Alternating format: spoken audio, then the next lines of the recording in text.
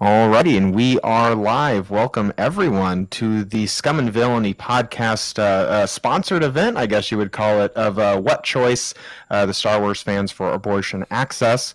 I am joined with, as always, co-host Noah George, but also with us is Rachel Lesina and David Triana from Followers of the Force. Thank you so much, everybody, for joining us today.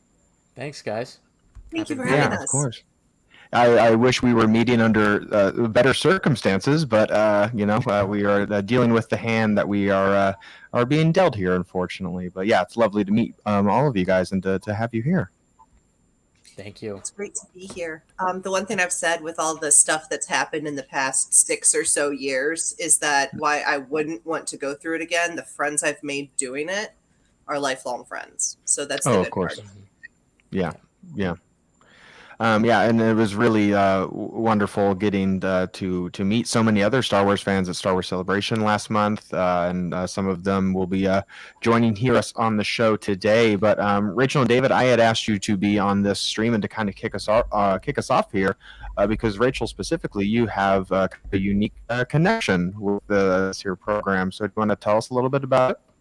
Yeah, so What Choice Star Wars Fans for Abortion Access was born out of a couple of people going, I'm mad, let's do something. I don't remember. David, do you remember the exact text Meg sent us? Because it was something like "Big Mad must You, help." I And actually took a screenshot of it and let me find it real quick but it because it, was it, it really was that.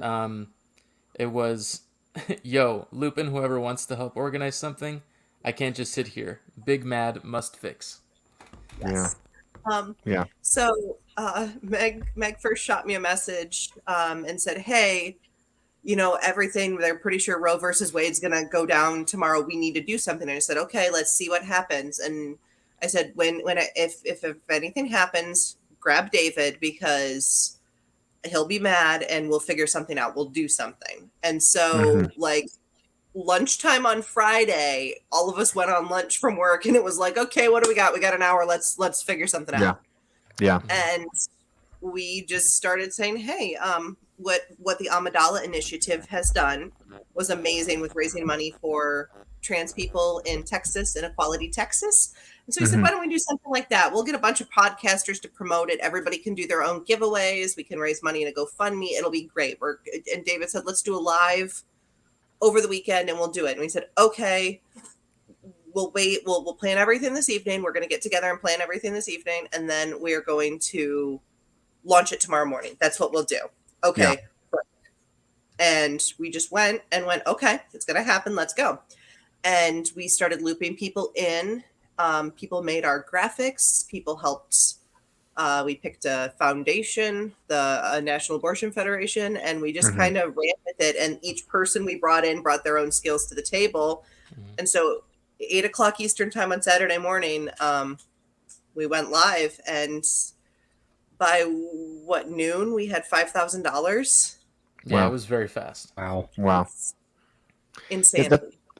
that's kind of we not to the same degree of obviously doing this and launching this fundraiser like you guys have done, and to see it grow and just the number continue to climb over the past couple of days has been so amazing. But I was talking with Noah, my co-host, as well as some other guests that we're going to be having later on, a couple of the members of Pink Milk, and we were actually planning on just doing kind of an Obi-Wan Kenobi, season recap. What were our Mhm. thoughts on the show?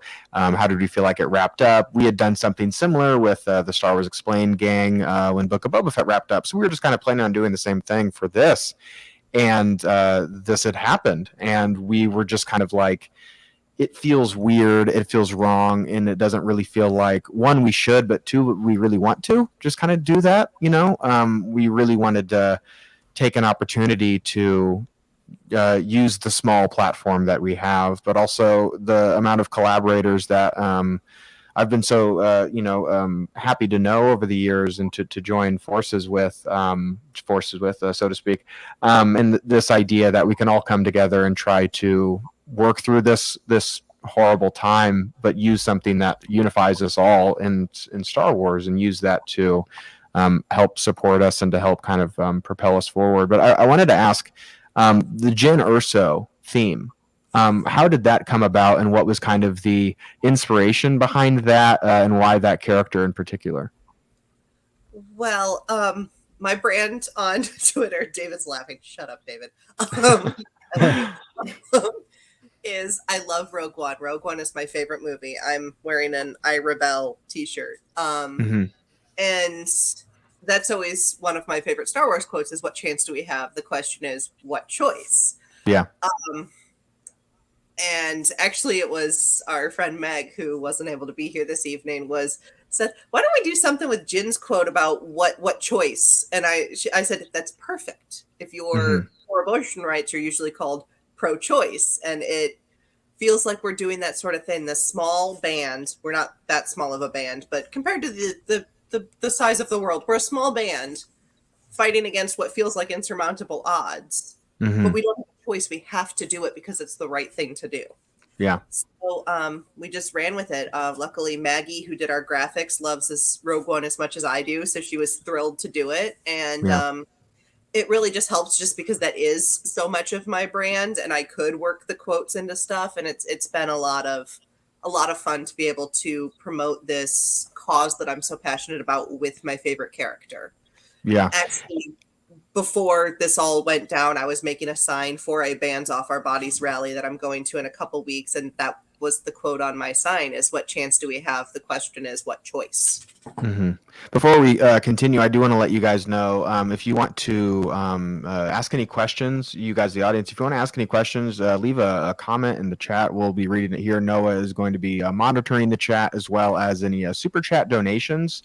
But if you guys don't want to donate to us directly, and you want to donate to the GoFundMe page, just let us know that you donated, and we'll shout you out here. But David, I wanted to ask you, we've been talking about this inspiration that we get from Star Wars and from certain characters, and how they can kind of give us this charge to go forward here. Is there any character in particular in Star Wars, or any moments or lines or movies or just an action that a character does that you look at, and then really just difficult real life moments like this, do you go, it's a fictional world in galaxy far, far away, and there's laser swords and robots and all this silliness, but that line or that character makes me, or gives me the courage to go forward? Are there any characters like that kind of first come to your mind when I ask that question? Yeah, and honestly, I'll stay with the Rogue One theme here, and I'll go Admiral Raddus in Rogue One. Yeah, absolutely. The I Say We Fight is like one of my favorite parts of the movie. I love when the Rebel Alliance shows up on Scarif, the entire fleet. You see the Ghost in there. Oh yeah. It's one of those moments that you're waiting for it, and then when it happens, even if you've seen the movie a million times, you still get pumped up. Oh yeah. Like, yes, this is what I want to happen. The heroes are coming in, saving the day. Yeah. So yeah, it's like that rallying cry of the good guys are gonna win. And if I had to pick another singular character that has undergone so much, pain and suffering, and we just had Obi-Wan. I mean, he's probably one of those characters that has dealt with a lot. Poor man. And still he doesn't get a break, does he? No, he does not. But he still remains hopeful, even going through all of that stuff. So yeah, I'd say those two. But if you want a movie moment, it'll be Admiral Raddus in Rogue One. Absolutely, it's something that I've thought about, and it's been on my mind recently. And I'll ask you, Noah, next. But so keep your wheels turning. I'll buy you some. They're already turning.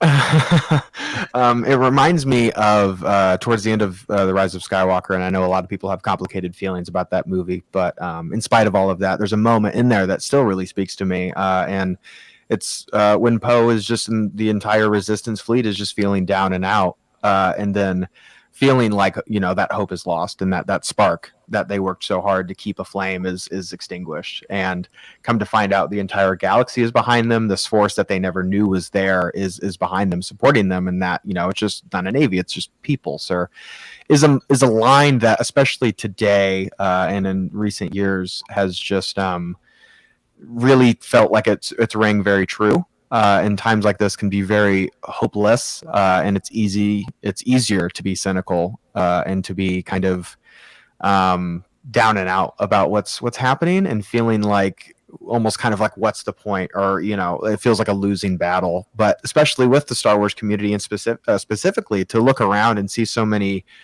passionate advocates who are using their platform and using their voice to support and uplift one another has just been incredibly inspiring. And so I am just this fandom can beat you down often, but its power to kind of build you up is almost made even more so. But what about you, Noah? Any characters or moments that just kind of give you that courage, or inspire you that way to just kind of keep the good fight going, so to speak? Well, I've talked about this with you, Garrett, that as a kid, I was always drawn to Luke as a character, who doesn't seem like somebody that goes through the hardship that we see other characters go through. He's kind of just plopped in the middle of things, and has to figure it out. But a moment that I love that comes from his character is the moment where he tells Rey, 1,000 generations live in you, but this is your fight. This is something that I feel like, yes, so good. This is something that I feel like can, if we're talking about, yes, Star Wars is its own thing, and yes, Star Wars has its, its connections here and there, but what do you really draw from it? It is that there have been mistakes in the past from the people that we would call our ancestors. There have been people that have, the way that the world is today is a result of the years, the generations that came before us. And we are sitting here now. What are we going to do? Are we going to twiddle our thumbs, or are we going to fight and say, I'm going to take responsibility for my place among the rest of us, among, other human beings? I'm going to take responsibility for that, and I'm going to fight for the things that need fighting for. That's something that I love to say, that I can say, this is one of those things that you just pull right from Star Wars. You don't have to strip away any of the context. This is just something that applies to us everywhere. You know what I mean? Yeah, and I wanted to shout out one of the chats we got here. Star Wars in the Galaxy says, or as Adam Christopher so beautifully put it, no matter how dark the night may grow, you are never alone. Also reminds me of that terrific Last Jedi line. Leia says, hope is like the sun. If you only believe in it, when you see it, you'll never make it through the night. And right now it feels a lot like the night, and we're trying to find the sun in this. So Rachel, I wanted to ask you, I could understand how in times like this, at least I know how I can get watching, the Space Wizard movie, and talking about that can seem kind of silly or immature. Do you find kind of the opposite in that? Do you kind of find that watching these stories or really diving into a movie like Rogue One, a movie that you clearly take a lot of inspiration from, do you find that it's really worthwhile to prop up pieces of art, especially in difficult times? I find that it is. Star Wars has always been a big part of my activism, just to take inspiration from that, even when, this is real life, and this is, a silly movie about space wizards with glow swords. Yeah. But taking that inspiration and having those words of wisdom and those quotes help me keep going when there's not always a lot of time. The summer of 2018, when I was getting through grad school and doing all of this activism work, I think I watched The Last Jedi probably 10 times that summer. I just had it on loop while I was doing things because it was important to me. But whenever I need a little more in my activism, I'll watch Rogue One. I'll watch clips from Rogue One. I'll watch the end with What If They Brought Us Hope, and thinking of that idea of Star Wars, even thinking about the mistakes of the past, and those we prop up in past activism were not always the best for activism now. They were not the most inclusive. Look at what the suffragettes did to Black women, that sort of thing. But you have to take what the past has given you and make it better. My grandmother actually used to protest against Vietnam back in her day, against the Vietnam War, and was at rallies in 2016 because she wasn't a huge fan of Trump. So she'd go watch the protesters where she lived. And she passed away in 2020, but I have her her handwriting on my wrist, and all it says is hope. Yeah. That's aliens are built on hope, and that's what we have to take from these movies. Yeah, David Rachel had mentioned this idea, and Noah mentioned it as well. This idea of kind of learning from the past, using the past to kind of to propel you forward. You brought up Obi-Wan Kenobi, a show that is actively dealing with that issue of taking the past and learning from it, but also kind of moving on from it. And then now, what are you going to do from the future? You know, it's a show that's kind of fresh in all of our minds. What are some lessons that you kind of take from that show specifically, and how do you kind of apply them to, you know, what we're dealing with today, and how we continue to kind of push forward and try to be there and to fight for those who are, you know, being disparaged against? How do you kind of take inspiration from that series? Yes, that's a really good question. I think it, and sorry, spoilers for anybody who hasn't finished the show, but I think it's that conversation he has with Riva, talking about, you know, forgiveness for yourself, forgiveness for what happened in the past, and trying to now chart a course for yourself, where you're free to, you know, make your own destiny.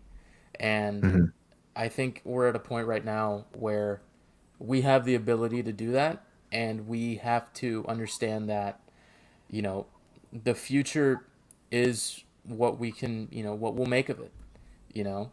And I think from that show specifically as well, seeing from where Obi-Wan started, the constant nightmares, the constant reliving of what happened 10 years before, to then get to the point of forgiving himself for what happened, having that sense of closure.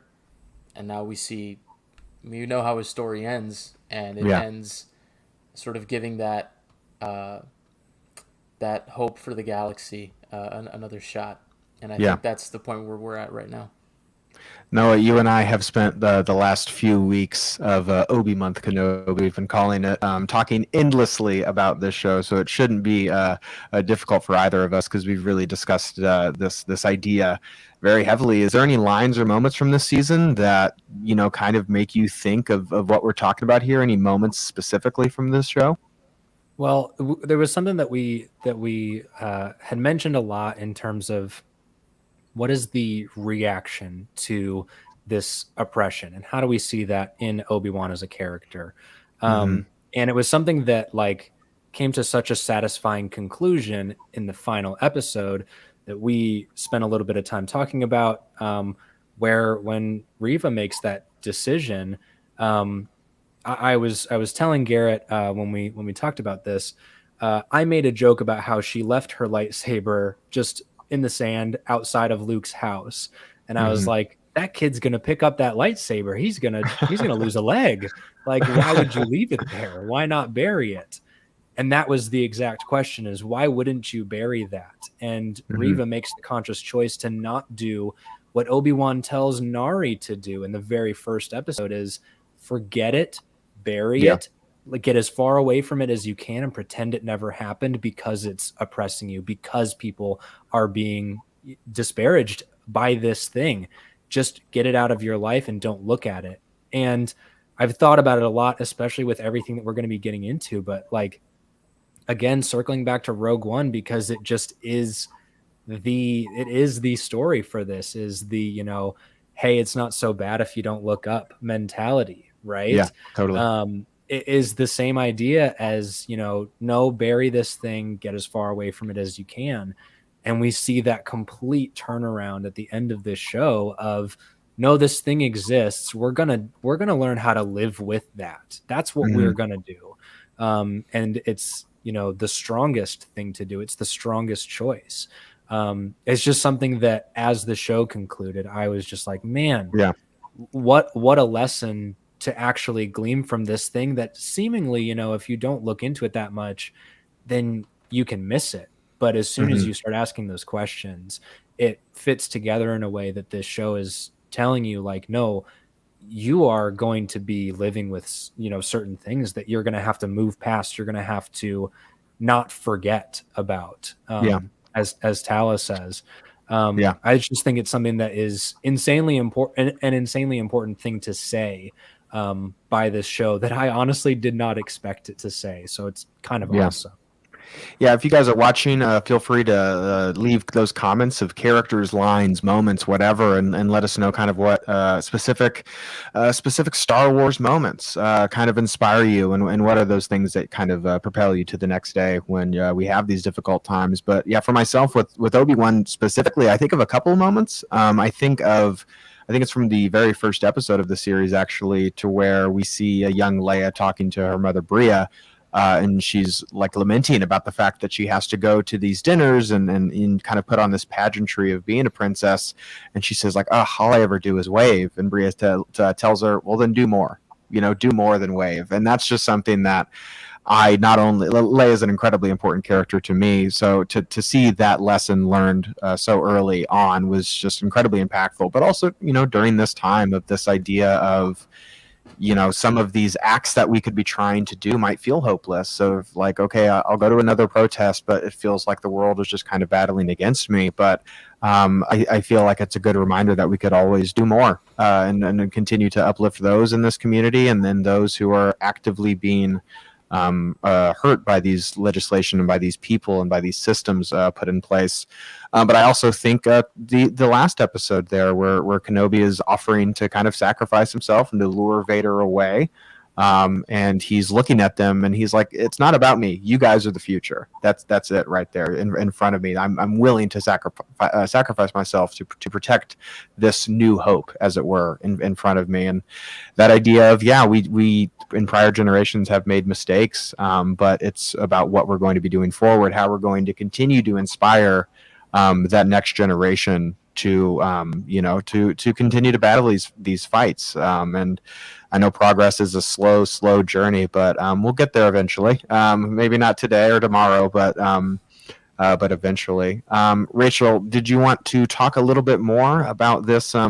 Just kind of the mission of what Choice is all about, what the foundation that you guys are supporting, how supporting this stream, supporting your GoFundMe page. How does that actively help these people? What are some of the tools and the resources that this foundation offers?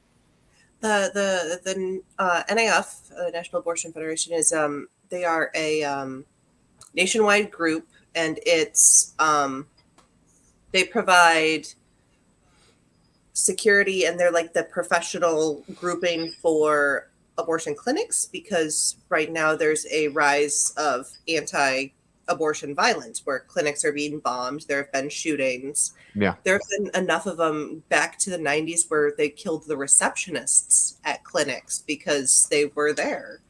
And so it provides them with some security and resources, but they also run hotlines, multilingual hotlines, which is very important because many people in need of abortion care are people who are otherwise marginalized, the undocumented, those who do not speak English as their first language, those who are immigrants.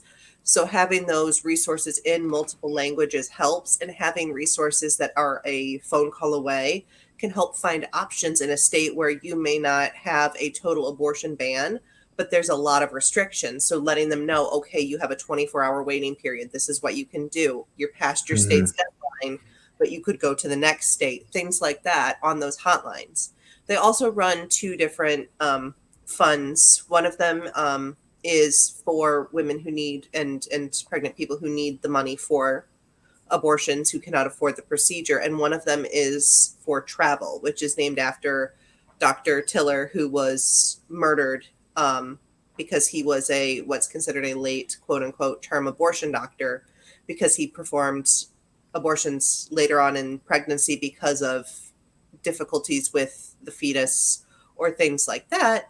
Yeah. He was actually murdered while greeting people at his church. Somebody walked into his church and shot him in cold blood for providing these services to people who were losing a wanted pregnancy, so they named the fund in his name, and that helps women who have to travel out of state, women and people to travel out of state to access services. So that's what you're supporting. They support things on the ground, but it is nationwide. We were very important to us to support a nationwide organization because we are scattered across the country and even in multiple countries. I know we at least have friends from Canada that are supporting us. We've had friends from across the globe.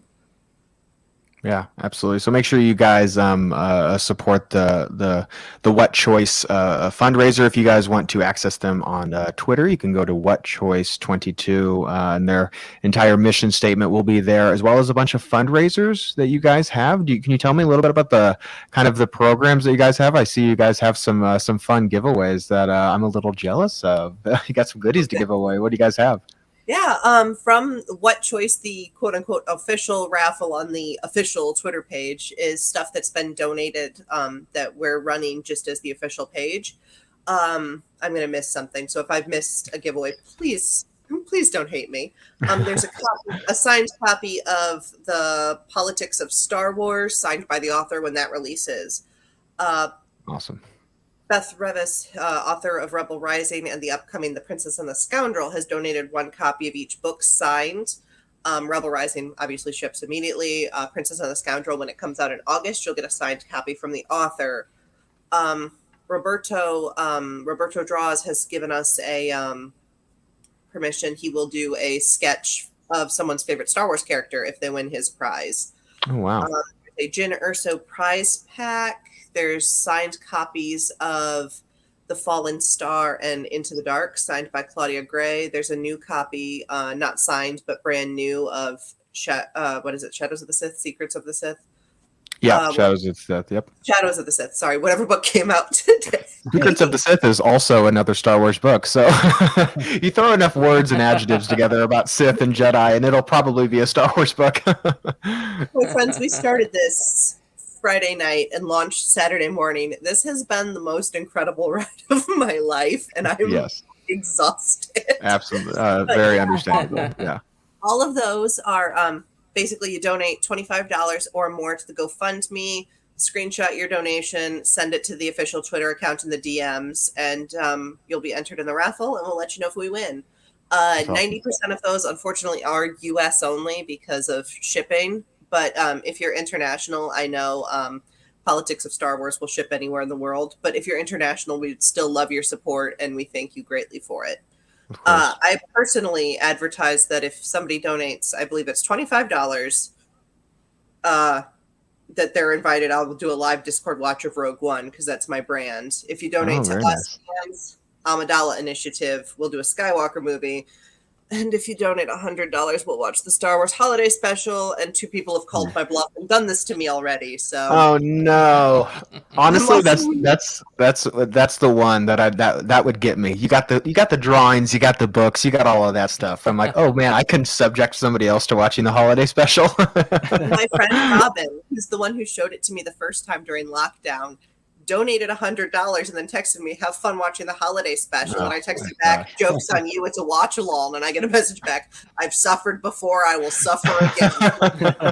She's willing to sit through it if it makes me sit through it. Oh man, can you imagine how bittersweet that would be? It's like every $100, that's one time I have to watch the Holiday Special.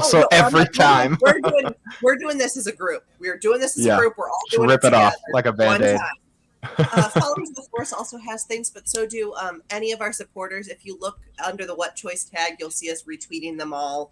So many people. But Followers of the Force does have our own, and I'm going to let David talk about that. David, I was going to kick it over to you as we are kind of getting into the last few moments here of your guys' segment. We will be introducing some new guests. Tell us a little bit about Followers of the Force. What are you guys all about? Sure. So are you talking giveaways or just the podcast in general? Hey, what's your pitch for the show, man? What's the podcast? This is specifically for you guys. Why should people be listening to your show and supporting you guys? We don't have any show notes. Our editing is start, stop. Everything in between stays in. It's chaotic. It's fun. If you guys just love talking Star Wars, hanging out with friends, then we're your show. And we're going to start doing our Saturday night happy hours again this Saturday. So that's 2 hours of us just hanging out and letting hilarity and chaos ensue. So hilarity and chaos. Hang out. Occasionally we drink and then we just get really unhinged. If you've ever wanted to hear people give dissertations about Star Wars while drunk,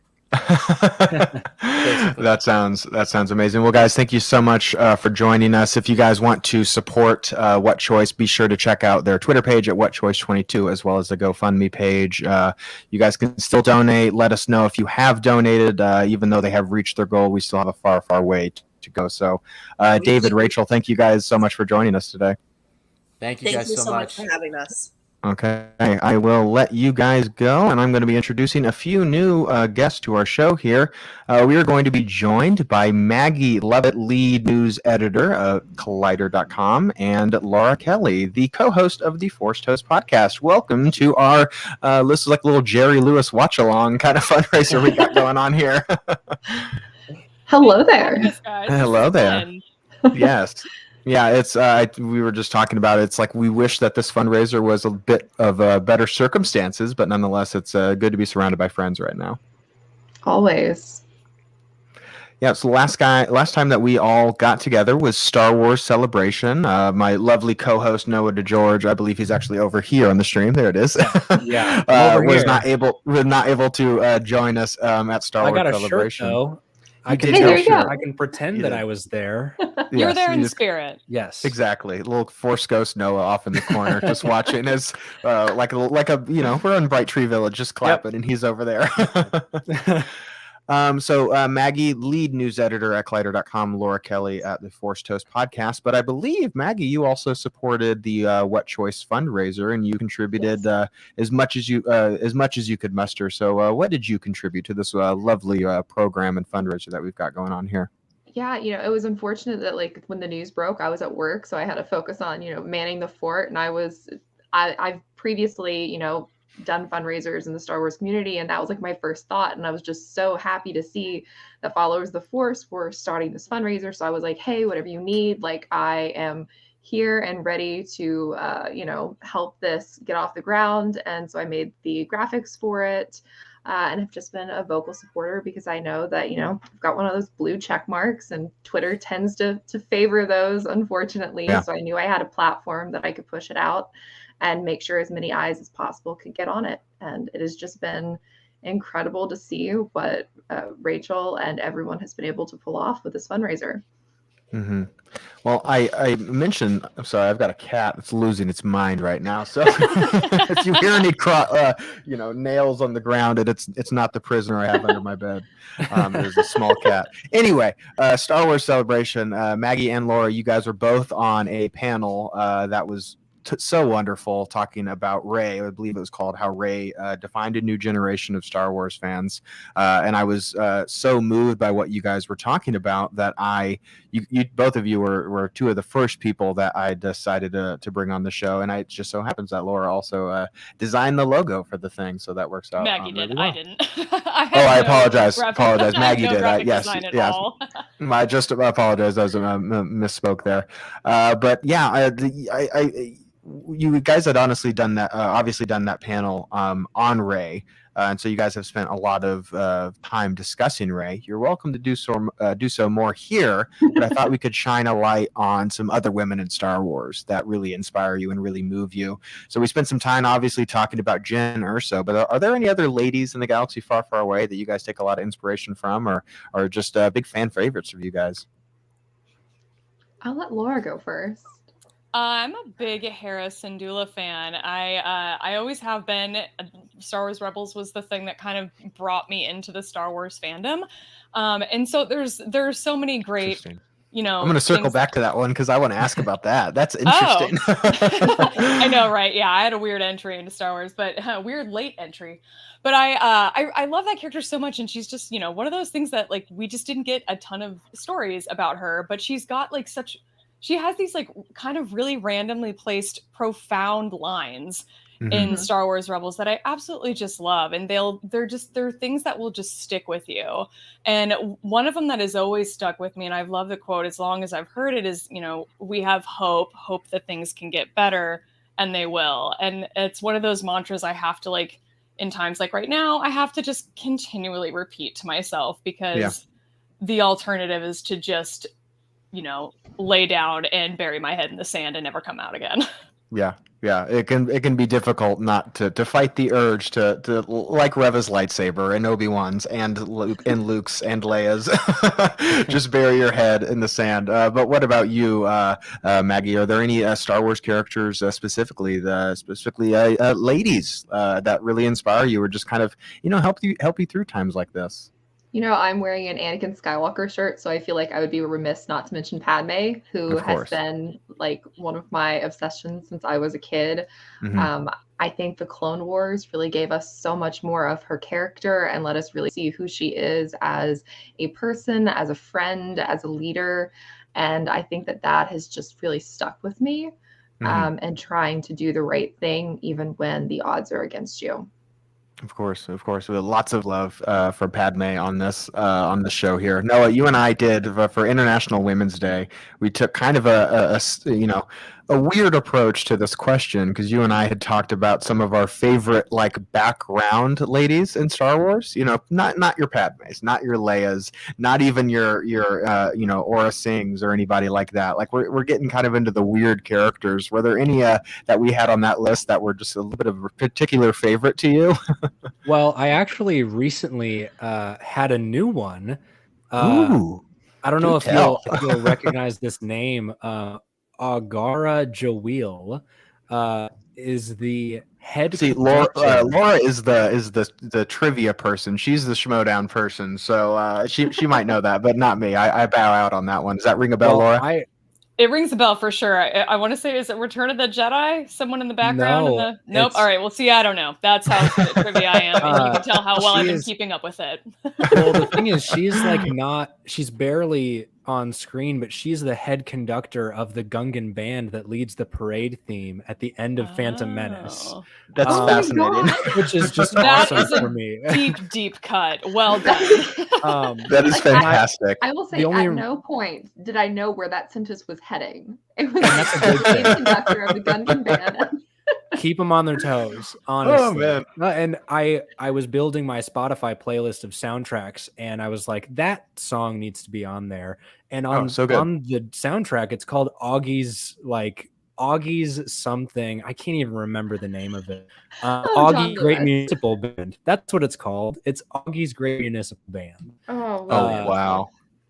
But so really, really, really background characters. That's somebody that to me says, honestly, go you. Like Seriously. The character names that George Lucas came up with, I'm just always at awe of. Oh, 100%. Absolutely. And the funny thing is my. Yeah, I was just gonna say that I don't know. I don't even know if there's anybody else. I can't even remember the people that we talked about. What I was gonna say is we had mentioned like how odd it is, and it's one of the best things about Star Wars here is that it doesn't really matter how background the character is. You have like Star Wars version of Drumline in the Phantom Menace, and it's like, oh, that person right there, yeah, they've got a 2-page Wikipedia article written all about him. Yeah. We were talking about Tali Lintra, I believe, was my number one favorite pick. Great pilot, cockpit acting. So big fan of Tali Lintra here on the podcast. If you guys have any other, you guys in the chat have any other favorites that stick out to you, be sure to let us know. What about you guys, Maggie or Laura? Do you guys have any favorite, just like background weird female characters? You're just like, what is that person's deal? And then you look into it and you're like, they were Palpatine's like number one? Like, what in the hell's going on? Any characters that stick out to you guys? Yes. Oh gosh, I'm so bad. I try not to get attached to Club Shadows. Just because like I'm the kind of person that if I like get attached to like this very minor character, I will spin out of control, and so I have to like control myself. But like in terms of like other Star Wars characters, the like female characters that I would like risk my life for, Jaina Solo. Jaina has always been my favorite from the expanded universe, and was something I still actively mourn the loss of with the sequel trilogy. And I actually have like a Black Series Jaina figure that a friend of mine like sent to me. So like she's a character I love, and I love the journey that she went on in those books. What about you, Laura? Any stick out to you? Because you've taken the deep dive into trivia. Have there been any discoveries that you've had where you've been like, this? Wait, what? You know? I'm sure there have, but when it comes to a lot of the trivia stuff, sometimes that stuff ends up getting blocked out for me, Sure. just from the overall experience of being part of it. So unfortunately, my only Glup Shadow is a male character, so that's not going to work for this conversation. It's all of the trivia stuff is just in the back of my brain, and it's just going to continue to live there for a while. But at the moment, beyond Harrison Dula and always being a fan of Rebels, Yeah. I've got Avar Kriss behind me, who is my current fave in the Star Wars canon. Amazing. I was like, is that a figure? Where did you get that? No, I No, believe it's a that's amazing. poster. Jake Bartok artwork, and I absolutely love his take on that character. Yes. It's great. We will get into the High Republic stuff because I definitely wanted to touch on that specifically in regards to some representation there. But before we really do, quickly, I'm gonna ahead. Oh, yeah, interrupt what's up? you. We have a shout out in the chat for Maui Matador, as a fan favorite female background character. I believe from is Phantom Phantom Menace, Menace. yeah. yeah. I saw that and I was like, oh yeah, oh no, I know. Yeah, with that so little haircut that she's got there. Yeah, that's a good one. Yeah, just a regular old pilot. Might as well be like a Star Wars Uber driver, you know? Well, what did they do wrong?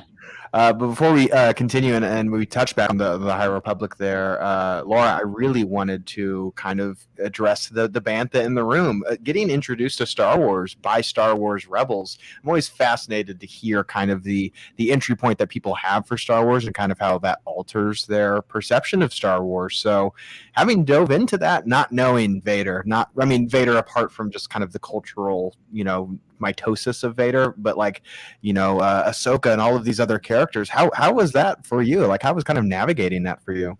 Well, I should clarify that, like, I had seen the Star Wars movies before that, and I Okay. enjoyed them enough, but I would have never really considered myself part of, like, the Star Wars fandom. I wasn't, like, Gotcha. a massive fan at that point to the obsession that I am now. But I remember, like, watching that show and watching Rebels and just being so enthralled with it and having no one in my life I could talk to about it, because, like, no one else I knew was watching this show. Mm-hmm. And so it was really a matter of, like, having to seek out people on the internet, and I found my community on Reddit, and I found the Star Wars Rebels fandom on Twitter. And that was really my, like, gateway into all of it. It just drew me in, and I found my people, and then it just exploded from there. See, and now to transition so seamlessly into the High Republic, I do find that like Rebels fans and High Republic fans are like some of my favorite Star Wars fans. There's a lot of overlap. It's great. There really is. But I did want to transition into talking about the High Republic because I know you, Laura, are such a big fan of it. Maggie, have you had an opportunity to dive into the High Republic? And if so, Oh yeah. are we talking toes? Are we full on submerged? Oh, I like everything. I've read all the comics, all the books. Okay, good. Know the authors. Yeah, no, I'm fully submerged. Fully submerged. I guess we can start there of talking about the High Republic, because something I've read a few of the main novels and the comics as well, but I haven't read every single piece. There's a lot of it at this point. But something that I was immediately impressed with is the attention to detail in regards to representation, and offer not only really strong female characters, but people of color, particularly Black female characters, but also a lot of queer representation in there too.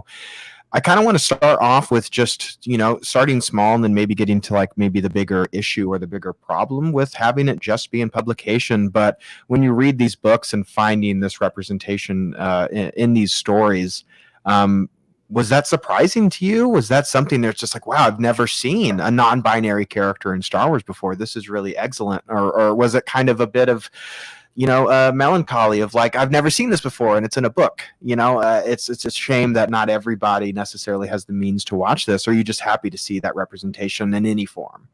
I'll start off with you, Laura.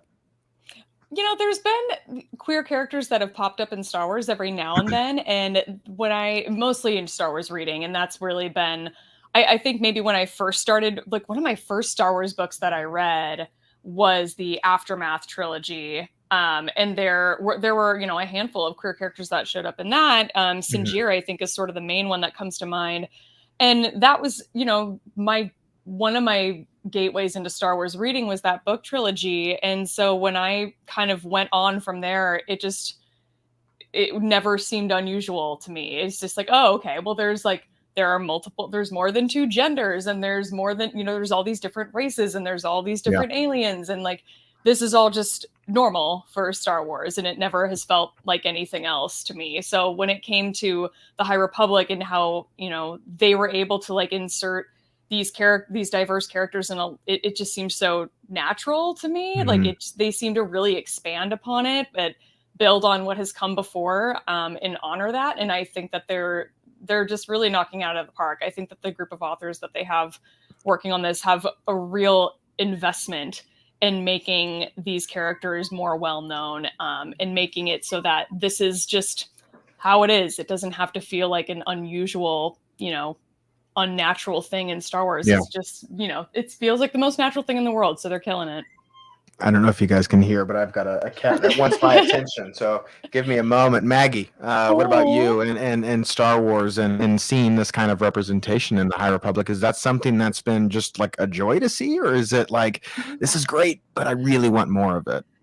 Yeah, it has been a complete joy to see. I've always said that as a brunette white woman, I have never not felt represented in Star Wars, considering we are quite possibly one of the most popular female lead tropes in the universe. And I wrote a blog post on my Substack over the holidays where I was talking about that, like, the High Republic has been the most rewarding thing to get to read and to see the reaction on Star Wars Twitter, because for the first time my friends are seeing themselves in Star Wars. Absolutely. And you don't really realize what the impact is until you see people being like, this character looks like me, this person loves the way I love, this person feels the way I feel.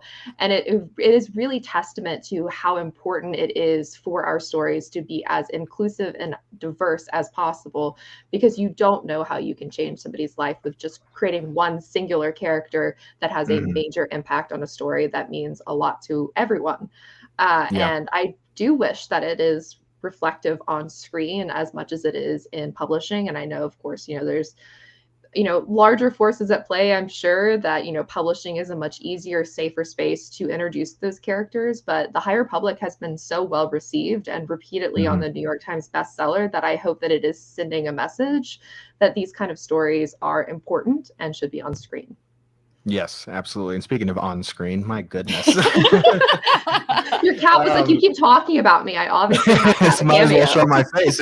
She's like, if you're going to get money for this fundraiser, which, by the way, you can send a super chat. She's like, that's what's going to do it, is cute cats. One of my very favorite stories of seeing that type of reaction of representation. I believe it was Hector Navarro's father, who he took to go see Rogue One. And after the movie was over, his father was in tears because he was visually moved by seeing someone that looks like him and talks like him, and seeing that type of dialect on the big screen in such a big movie like that was so moving that it moved him to tears.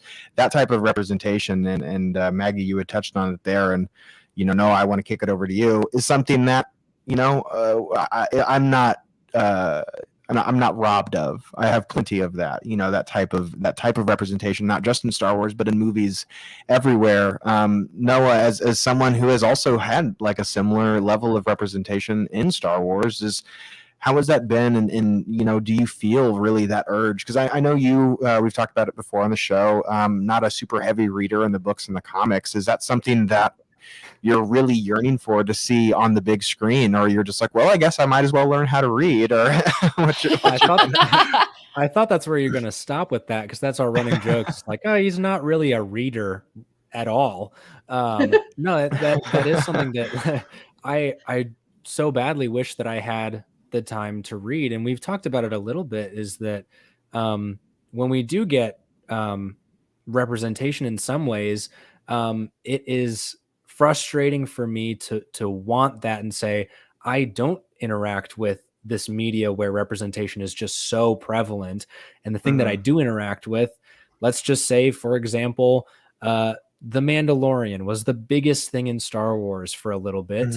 And there were multiple characters that were people of color, but they were masked behind either like prosthetics and costume, or they were just a voice. I mean, and that might be stretching it a little bit just in The Mandalorian, but in you know, kind of the modern Star Wars media, that happens a lot. Like it happens way more than it probably should.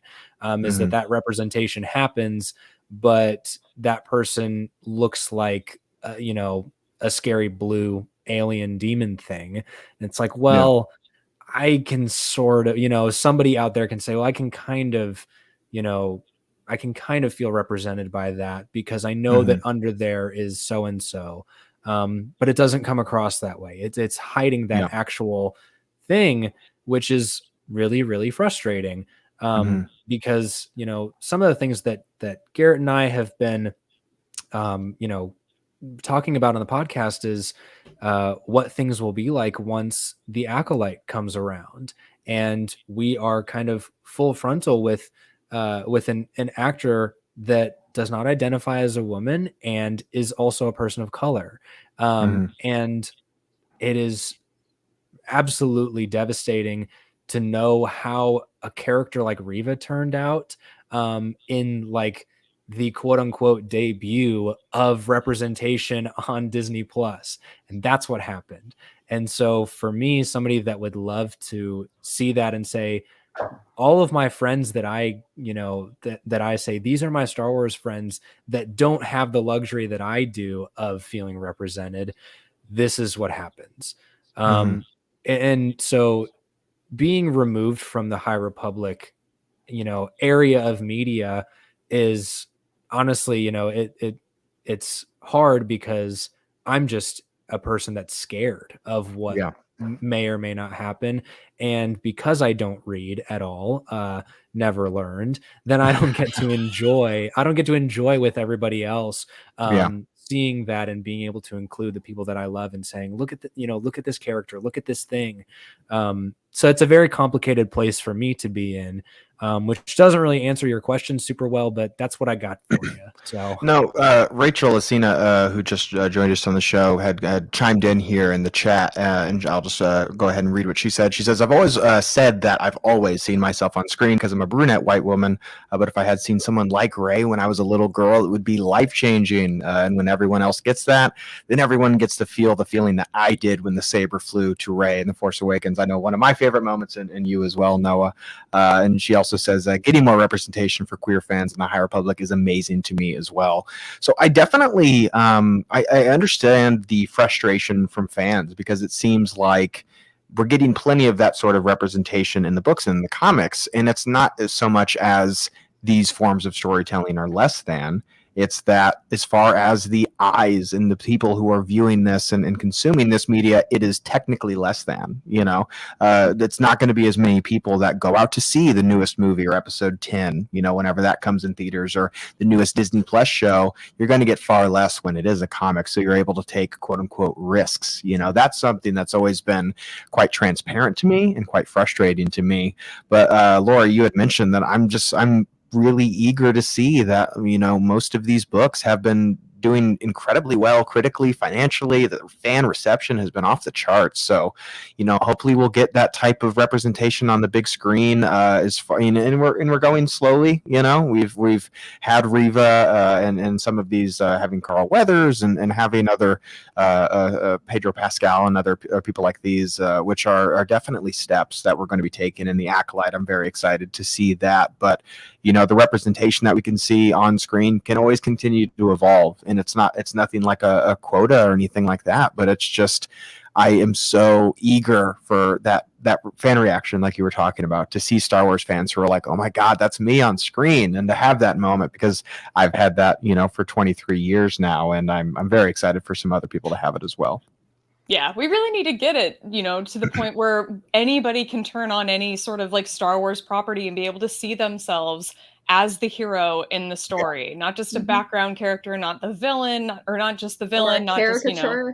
Exactly, Totally. exactly. Yeah. It's like, I remember like when Black Panther came out and like all these groups of like young school children going to like see that movie in theaters and getting to like see that entire movie full of heroes that looked like them. And it just, I'm like, I just want that. Why can't we have that in Star Wars in some form, somewhere on screen? Like, it's great that we're getting it in the comics. Like, when we amazing characters like Keeve Trennis, if we can like make that type of hero make the jump to the screen at some point, like that's, I feel like that's got to be the goal at some point.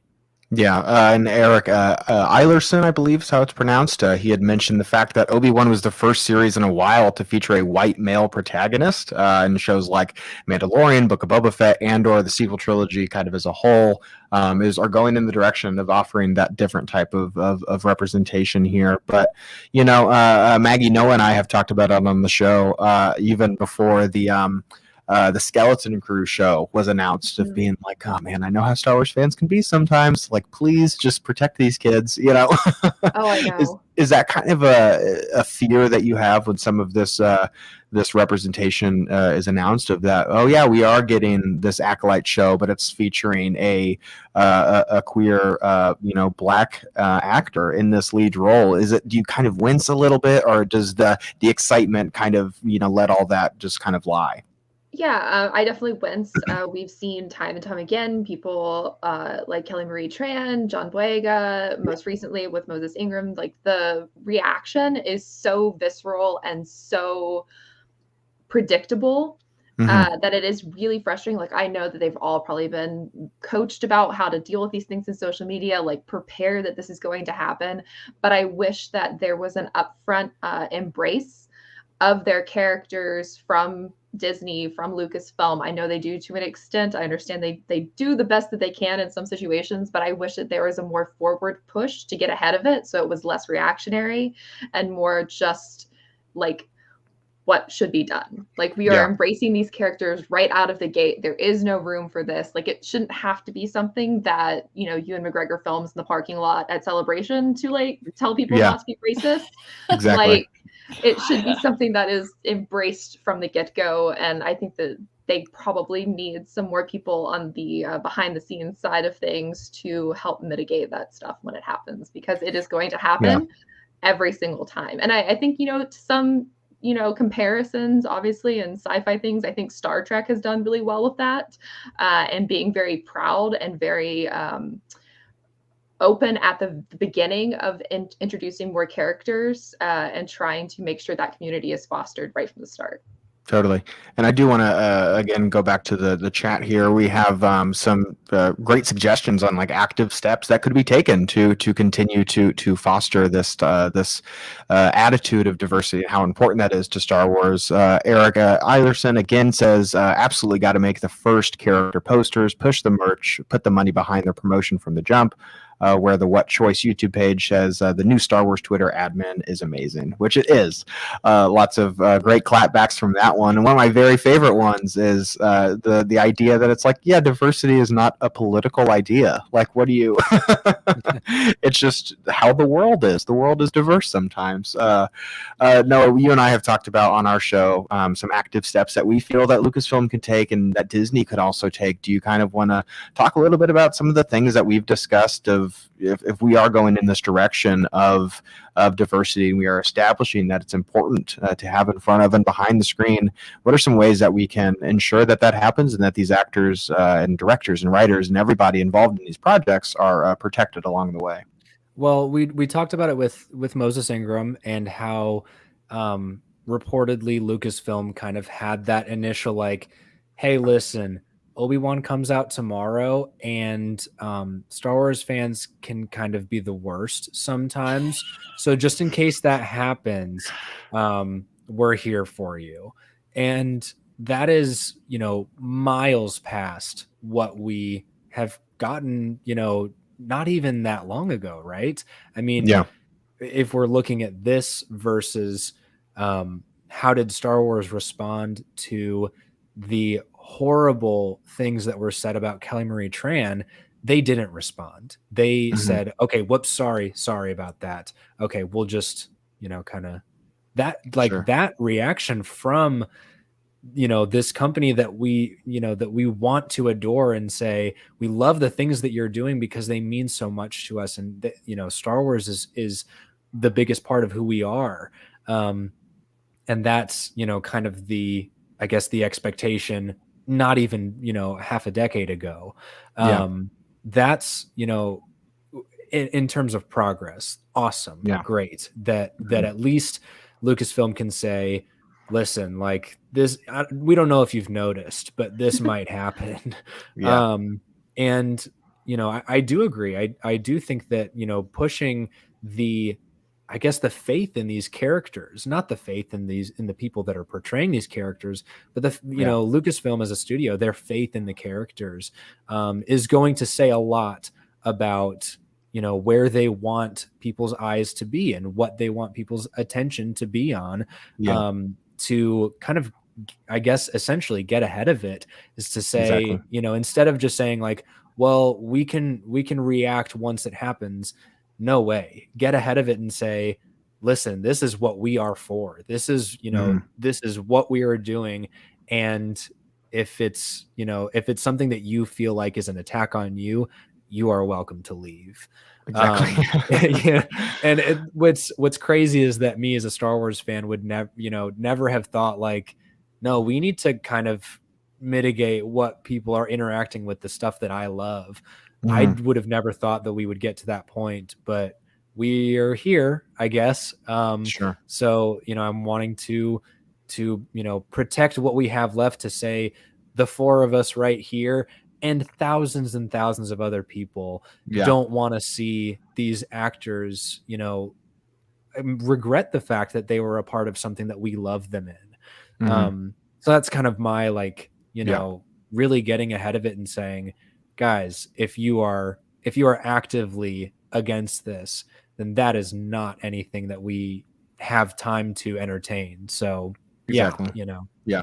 And before we meet some of those other Star Wars fans, Noah, that you alluded to, I do want to give Maggie and Laura a bit of a platform here to shout out what you got going on in your life. Go ahead with Maggie. What are you working on? You can find me over on Twitter at Maggie of the Town. I'm doing a little bit of everything. I'm 1/4 of the Outer Rim Beacon, which is a Star Wars podcast. I've got various different podcasts for other stuff as well. Period dramas, Taylor Swift, you name it. I'm talking about something. And I've got some really cool Star Trek interviews coming out soon over at Collider that I'm really geeked about. So I had no idea that Maggie was a Swiftie. Laura, what about you? You can find me on Twitter at @shutup_Laura. I'm on Instagram at the same handle, but I'm not nearly as active there. But I host a podcast with my friend Alice where we drink wine and talk about Star Wars. That's Force Toast, a Star Wars happy hour. And then I host a show with John Roca on his channel where we take like a big picture, sort of big concept idea in Star Wars and talk about that. That show is called The Jedi Way. So be on the lookout for those two. Well, it was lovely having you guys both on here. Your insight is cannot be understated, and it was lovely to see your guys' faces again. Hopefully, we'll be able to talk soon. Excellent. Thank you so much. All right, thank you guys. It's great to see you all. All right, so we will be saying goodbye to Maggie and Laura, and we will be introducing from the Pink Milk podcast. We will be adding Brian Barry as well as in Cohenbaum. I believe it's Cohenbaum. Am I? What was it again? Keenbaum. That's way funner than Cohenbaum. I like Keenbaum. That's amazing. But yes, from the Pink Milk podcast. Lovely to meet both of you, and thank you so much for joining our stream here. Thank you for having us. So we talked about it earlier. We were planning on doing like an Obi-Wan Kenobi review, and then this the Supreme Court decision had happened, and we were just kind of like, we probably don't really want to, also probably shouldn't talk about Obi-Wan anymore. We should really talk about something else. So I really appreciate you guys seamlessly pivoting into this other format that we've got going on here. Of course, gays can always do a turn on a dime anytime. We can just do a little spin. I also want to say happy Pride Month to both of you guys, and I hope it has been lovely for the two of you. Is there anything that you guys have been working on over at Pink Milk to celebrate this joyous month that we've been having?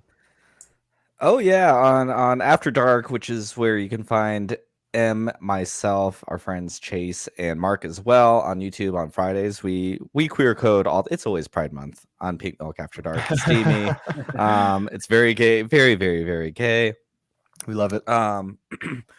But every June I do interviews with different like queer people in the fandom or at Lucasfilm, and we trick people into thinking they're going to talk about Star Wars, and then we talk about other things. Jared the Dark Jedi in the chat right now was our very first one this year.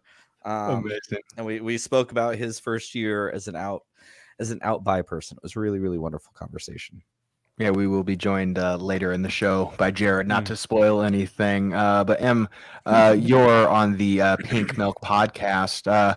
When you guys started the show, what was kind of your initial kind of mission statement, or what you guys are really setting out to see here? Because you guys are really one of the first podcast, certainly not the first, but one of the first that I was made aware of being this outwardly queer space for Star Wars fans to really be able to celebrate the characters and the moments in the movies and the shows that they really love. So, and when you found this community that you could really be a part of, what was that kind of like for you?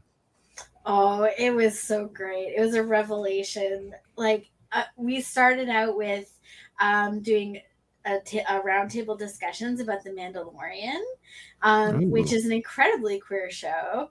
And you can find out exactly how queer if you listen to those discussions. You know what? Now I'm like running through my head of like all of the moments, and I'm like, oh shit, she's got a point. She really does have a point. Damn. Yeah, we had 9 beautiful people who are all from all across the spectrum. People identified as queer, people identified as gender variant, as trans, non-binary, all talking about the queer coding that they found in Mandalorian. And then Pig Milk After Dark kind of grew out of that, to like Mark and I were participants in the roundtable discussions. And yeah, we had such a nice time that we just we went to Brian's house and we didn't leave. Yep. Welcome late. So yeah, ever since then, every week almost every week we talk about the queer coding in Star Wars. We talk about, but not just that, we talk about like the bigger themes. We talk about costumes. We talk about found family. We talk about politics. We talk about our personal lives, and the kinds of things that we're going through, like Chase changed pronouns live on air. And wow. That's amazing. It was a beautiful gift, Yep. It's really a conversation, it's not just a one-way thing. Pig Milk After Dark is a community. Yeah. And for us, we call our chat the steam room. You couldn't just call it a chat room. It turned into a steam room because sometimes it gets a little steamy in there. So the people that come and visit the steam room are our steam queens. And, That's we awesome. just, we pour the tea weekly. I love it. I did want to just kind of touch on, not only have you guys really just had these revelations and these really personal moments and diving into all of the context and the subtext, but the content of some of these stories that were being told. We talked about it a bit just with our last guest, Maggie and Laura, about the High Republic, and so much of that is queer content, not subtext, and that is explicitly what is on the page as opposed to reading between the lines. As queer Star Wars fans, how eager are you guys in seeing this overt representation on screen, or are you guys really kind of fine with reading in between the lines and finding the moments that maybe are even unintentionally like very speaks to you guys as queer fans? Or are you really like, no, I want an openly gay Jedi, like, please? When I first started the podcast, I've been really open about this, especially a few years ago. Mm-hmm. I think I was so complacent with never seeing representation that even thinking I would ever be on screen was so far from reality that like it just didn't even come into my mind, which is a really depressing outlook to have.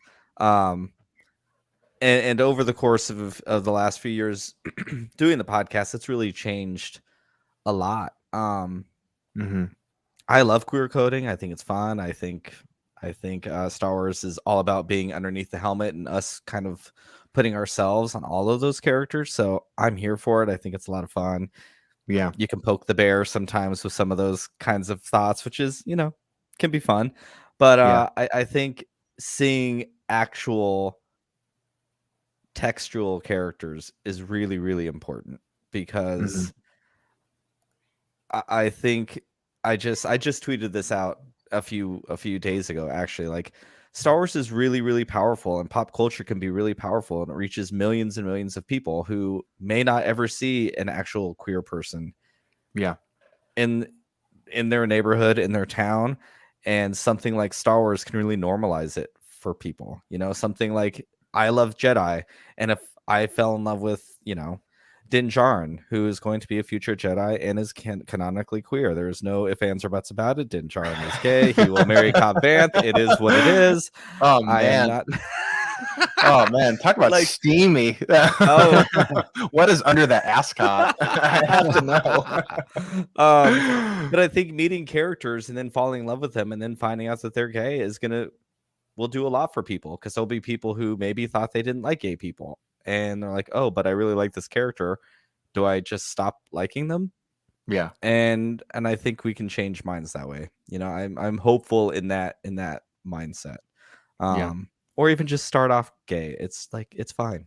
I say a lot of times, I think media in general underestimates how many non-queer people want to see queer people on screen. I mean, the majority of our listenership are straight identifying listeners, so and we're very gay. We don't hold anything back, so they're willing to hear the conversations.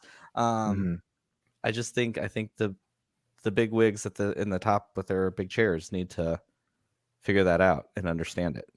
Yeah, Emma, I did want to kick it over to you.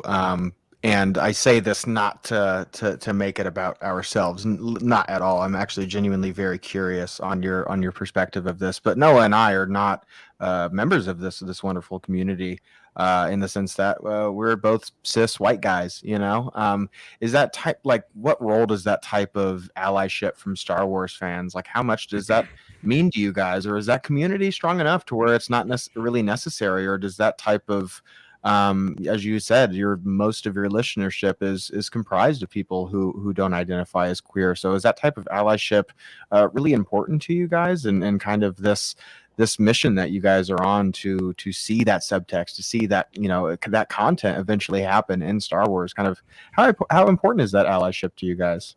It's really important for a couple of reasons. I mean, I think it can be mutually beneficial. Like, I've talked about this a lot, and I talked about it at Celebration, about how I think as we advance as a society and as we become more accepting of queer identities and gender variance, like, that's going to liberate everybody.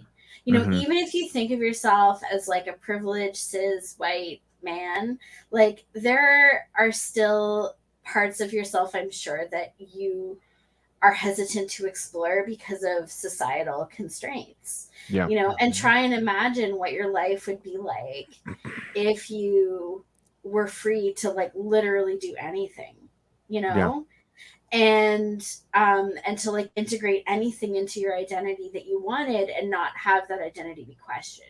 Still be able to identify as, like, a cis man, but, like, if you want to wear a green sequin dress when you go to a party, like, just put on the green sequin dress. Like, like, that could be a beautiful world, And so I think that it's not just about cis people lending their privilege and their power to queer people by allying with them, which is very important.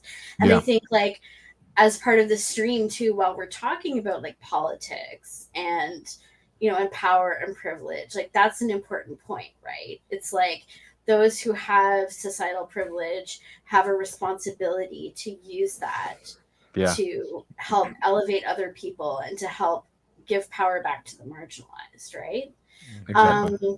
But also, it's like I said, like, it's a mutually beneficial relationship. Like, there are things that cis allies can learn from queer and gender variant people that are going to improve their own lives, improve their relationships.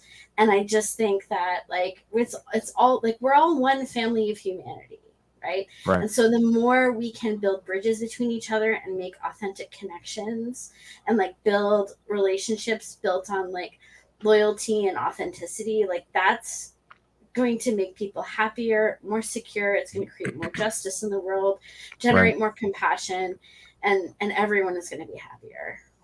Exactly. Noah, do you want to go ahead? We've got the chat here is we've got Chase joining us here. We've got some other comments. You want to fire some of these off? For sure. Let's see.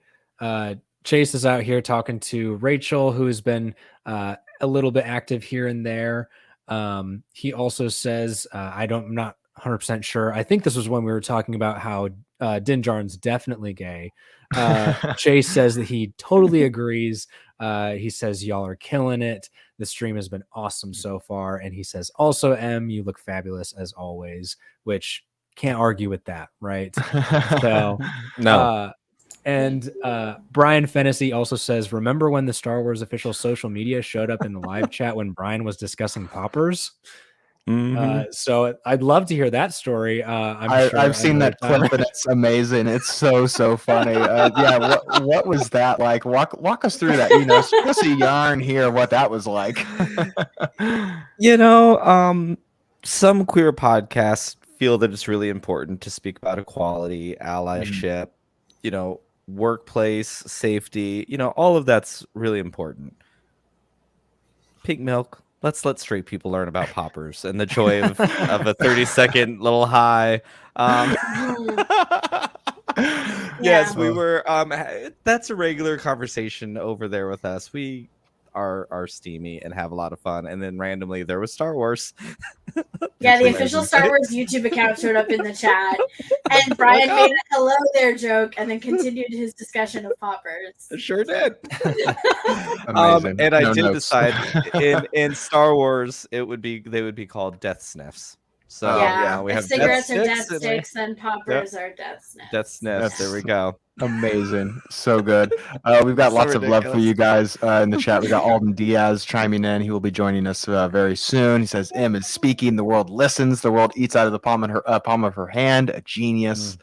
They said the tapestry man arrives. Star Wars in a Galaxy also in the chat here.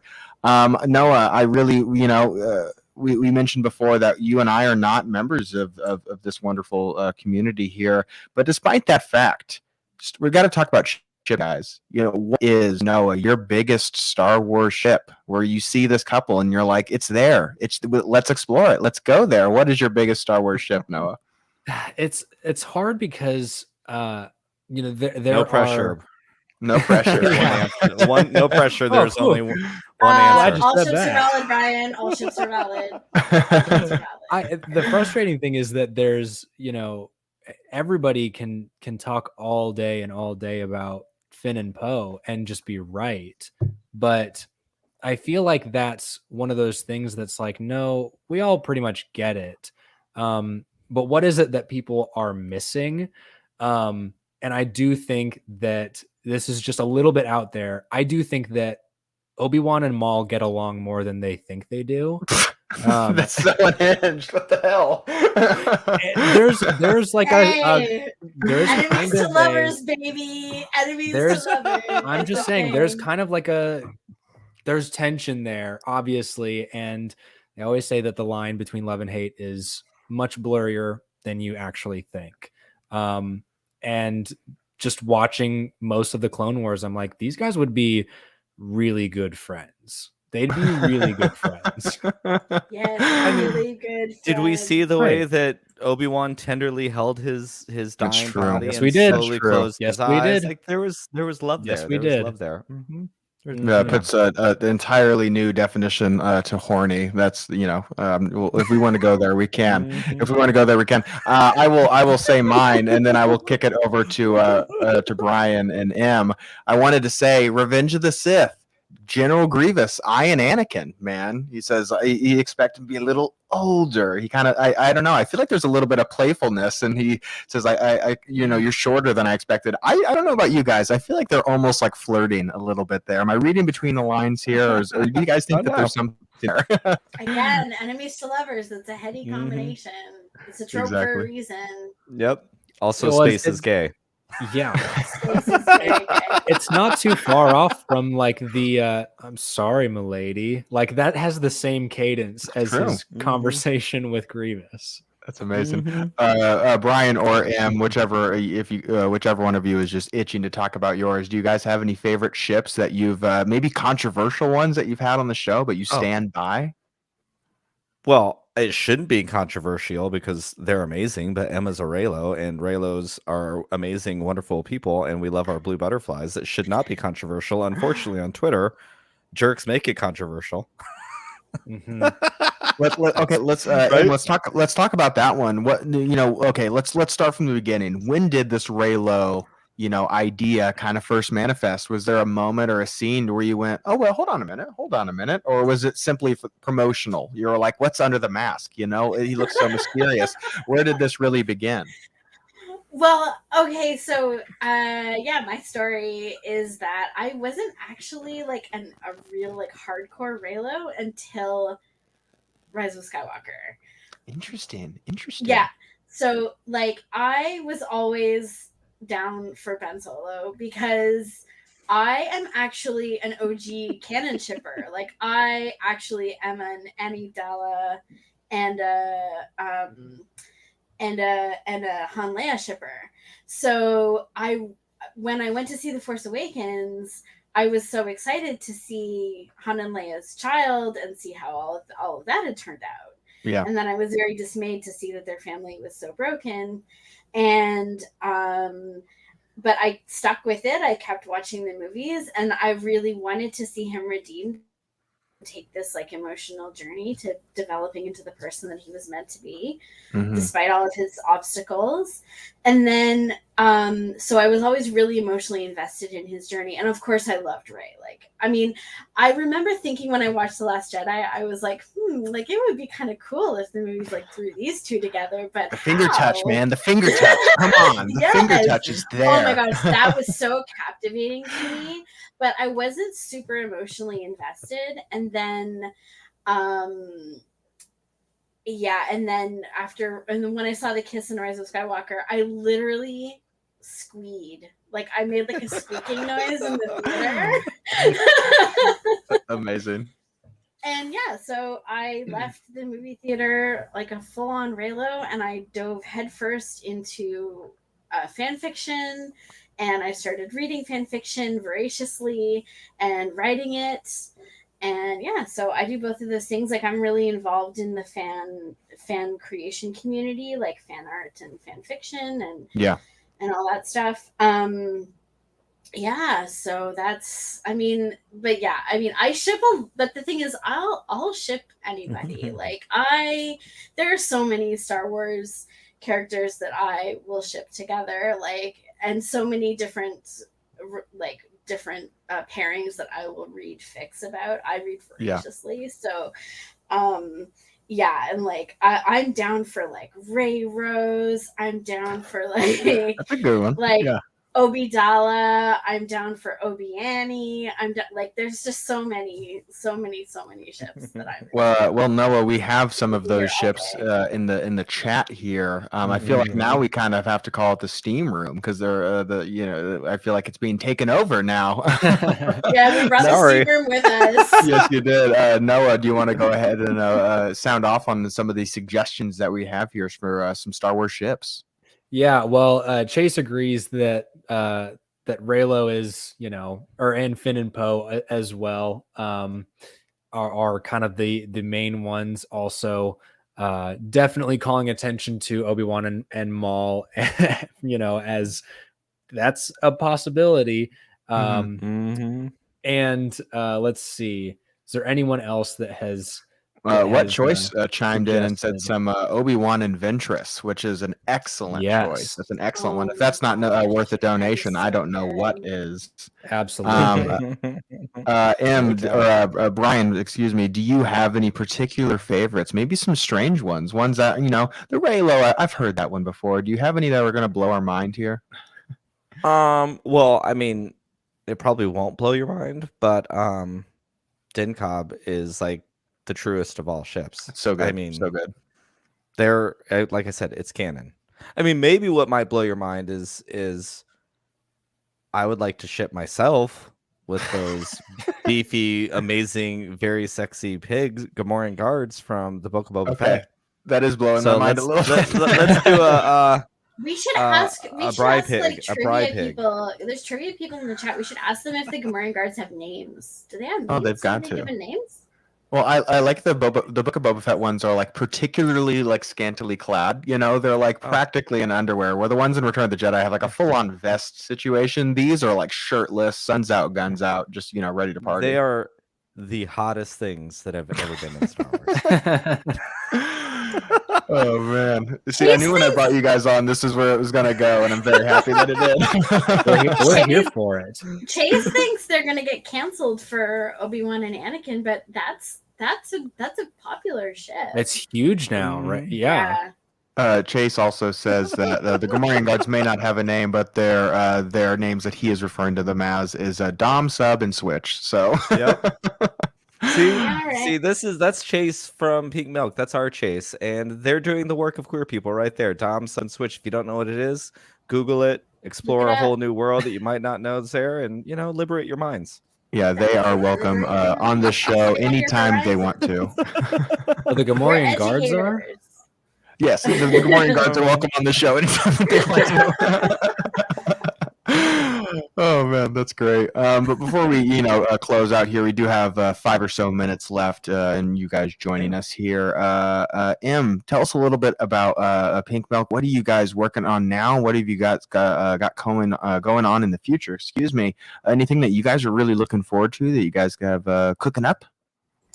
And the discussions about Andor are just going to be absolute fire. Oh yeah, we are so excited for that content, and we've been doing a lot of speculating lately on the show on what it's going to be like, sort of spy show intrigue.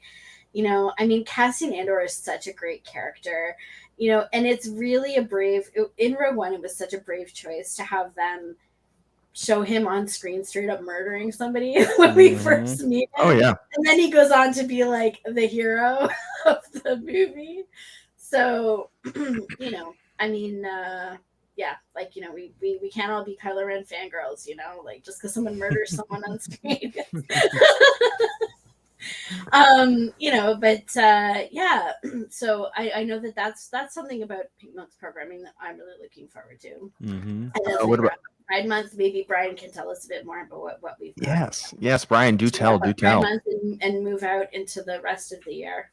Yes. Yeah, I'm excited to. Well, first I have to shout out Lauren down there because I can't believe I didn't mention Ahsoka, Rafa, and Trace Martez. You asked for something awkward, and 2 sisters and Ahsoka not knowing who to pick. That's a little out there. It's a love triangle waiting to happen. I did one time. I was lucky enough to have Bridget Colley, who played Trace Martez, on the show. Oh, lovely. And she did spend a few minutes decorating Ahsoka and Trace's apartment with me. So, again, if the actors are talking about it, it's canon, right? Wait, you mean they're in the apartment, we're ditching those, gross overalls, and we're putting something else on, like that kind of? Oh, lesbian pantsuit Ahsoka is my favorite Ahsoka. I am here. She's got the Maggie Rogers kind of vibe going on. Yes. No, but oh god, I love that Ahsoka. I'm looking forward to doing commentaries. We've never done that's great. That's great. Straight up commentaries before.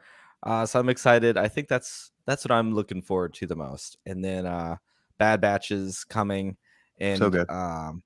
Bad Batch was great, and it is a very, very, very queer show. So if you have any interest in queer coding, I think queer coding the Bad Batch is where we knocked it out of the park. I'm really proud of some of those episodes. There was some good stuff towards the end.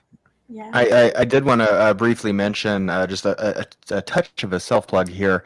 I don't just do Star Wars stuff. I also have a horror podcast. So if you guys are into some more genre stuff, over at the Bloody Blunt Cinema Club, all of Pride Month, we had been taking a look at a lot of queer-coded horror movies, and we had some really wonderful guests on who were able to bring in their own personal insight into why they chose these movies, and we talked about some really great stuff there. So even though the subtext and the coding can be a little frustrating at times as far as representation is concerned. I think it's a really worthwhile discussion.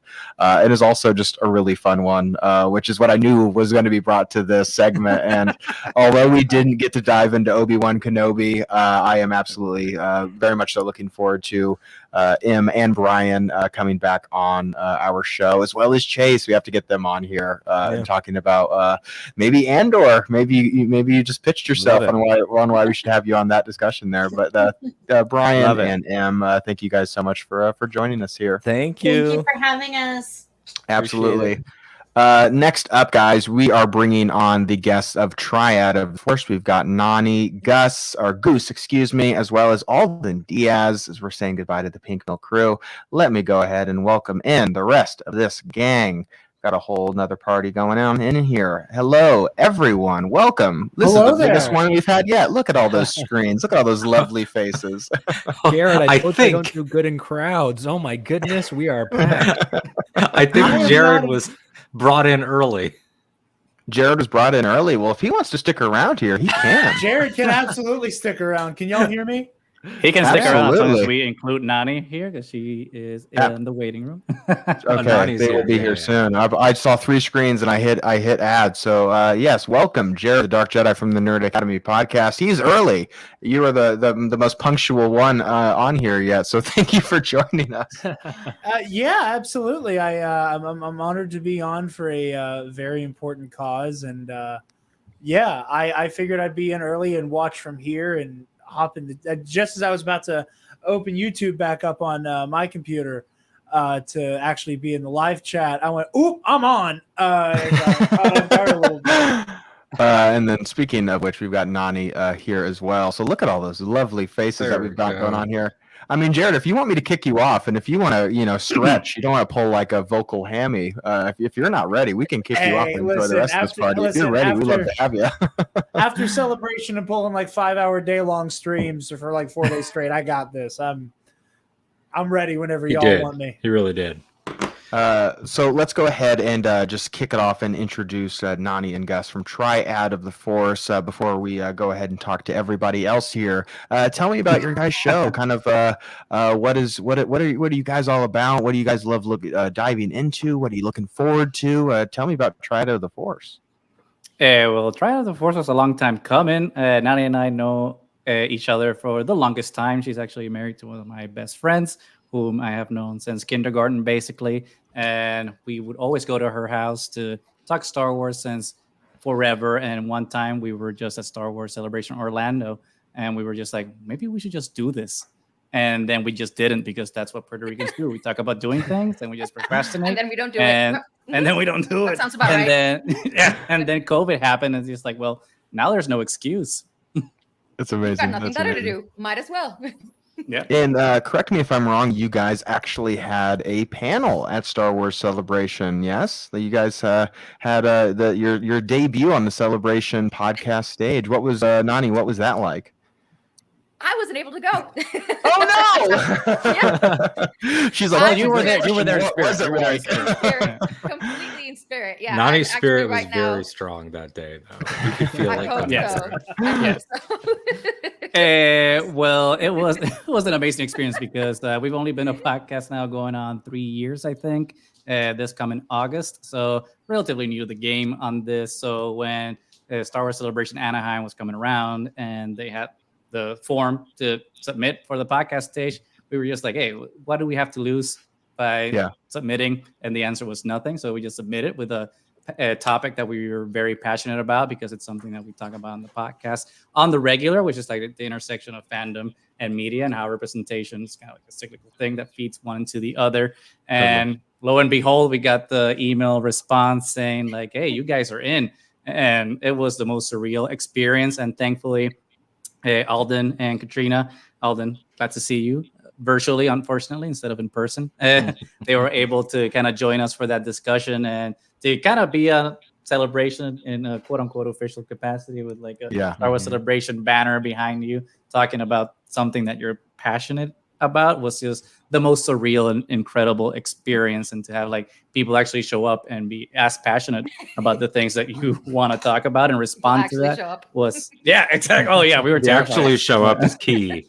That was for key, everything yeah. that happens. But yeah, I mean, Yeah. it was the first time that I was able to be on the celebration stage as well, and we've worked together 4 or 5 times already on episodes of Triad and stuff, because I'm Puerto Rican too, and so with things working out, like of course, like I would have loved, of course, the OG Triad to be there and get my ass off, but it's still to be to try to channel Nani and Mo was an honor, and to be up there was really, really cool. So, And thank you so much for the awesome representation. It was a really good panel. I listened to it and people were actually clapping and enjoying it. So I was very proud of all of you. Very still sad and jealous that I wasn't able to join or meet any of the great people that we've met these past couple of years through the podcast, because we've been completely virtual. But let's see what happens in the future. Hopefully more to come from the Triad. And you guys are getting lots of love in the chat here, the Steam room. Are we still sticking with that, Noah? I don't know. We can't. I like it. I I don't like know. it. The only problem That's is kind of Once the you pink sip milk the thing, pink you know? milk, you don't go back. It's the stream. Exactly. It's the Steam room Exactly. now. Noah, go ahead and read some of those chats we got going on. Lots of love for the crew that is with us here. Yes, Chase has been very active, and he is so excited you guys are here.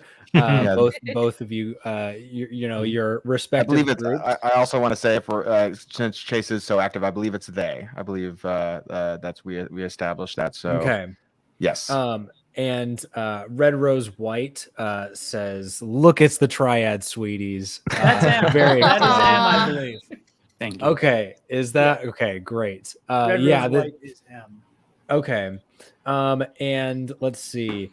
We've got people bringing up your panels, both of your respective panels, the Triad panel and the Pink Milk panel as well, which obviously they went back to back that day. Just like today. It's incredible that like Pink Milk and Triad on the Fortress always paired together, which I think is amazing. We planned that, right? It's like peanut butter and jelly or Nutella and crepes. It just goes together. It just goes One big happy family. Lots That's of what Star lots Wars of is all love. about. Yeah. Exactly. It's true. It's true. And many other things, including political topics. So many we cannot forget that. Yeah. Wait, you mean this franchise with war in the title is political? What are you talking about? Well, it only got political when Kathy Kennedy brown took people over, right? showed up. Yeah, That's true. No, when So women took over and brown people were and us queers. Yeah. So I've been going on this crusade with my girlfriend to show her the Star Wars movies. It was something that she's seen, didn't really have like super firm understanding of. She didn't know who Obi-Wan was, for example. So I was getting very excited for the show, and she's like, "Great, whoever that is," So I've been I love sharing Star Wars with people. So being able to watch these movies with her, and she's obviously a smart gal, but I just was so pleased to see we were watching Attack the Clones, and from the jump, she was like, "Wait, you think people say that this isn't political?" And I was like, "I know." Thank you. Yeah, I mean, people it are is watching these movies their whole lives, and this is your first time, and you're picking up on it. the impetus for the entire conflict of the Skywalker saga is that a large corporation had seats in Congress. Yeah, that's what I was gonna get to. The opening crawl episode one. Cannot avoid trade that. routes. It's just like okay. A secondary villain is named after at the time of release of those movies, sitting like member of Congress. Yeah. Like, lest we forget who Newt Gunray's namesake is. Yeah, I did want to. Go ahead, Alden. Go ahead. No, please. Go ahead. I did want to also just properly introduce the both of you. We do have Alden Diaz from Octo Radio. Thank you so much for joining us, and Jared, the Dark Jedi from the Nerd Academy podcast. Before we continue these wonderful conversations, Alden, Octo Radio. If you guys don't know him from that, it's these wonderful live tweets of your thoughts and responses to the fandom and the idiocy that sometimes is very pervasive through it. But Octo Radio, I know you guys have kind of a unique angle. It's not just reviews. It's not just these kind of deep discussions. You also do a lot of interviews in the shows. Believe me if I'm wrong. Yeah. Yeah. So the core of Octo Radio has always been what I describe as inside the actor's studio, but for Star Wars people.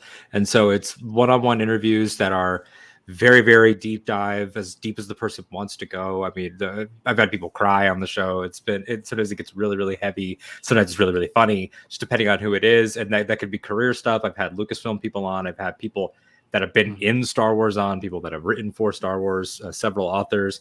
We have next main episode is Adam Christopher, author of Shadow of the Sith, is going to be on. Exciting. So his whole Very perspective, how he got into Star Wars, all that. And then we will do show coverage when applicable, like Kenobi. We have Tori Fox has her own show on the network called The Mandatorian Creed. And then we also have a Rebels deep dive show. So it's a whole little organism booming. And I do radio professionally. And so it was just, when I started it, I was able to just like finish work and then use our equipment in studios and sort of just took what I was doing there and just apply it to the job. And it just worked out in a positive way. So I do that and I piss people off on Twitter. What? No. What? How? Twitter seems so okay with like controversial opinions in Star Wars. So people don't feel the need. time. Yeah, I've never said anything to butt controversial in into my like life. Twitter posts. There's no way ever. Jared, the Dark Jedi, the Nerd Academy, your show. What is it all about? What are you passionate about in talking about the galaxy far, far away? I run the Nerd Academy podcast. We're a podcast network wherever you listen, and then YouTube and stuff.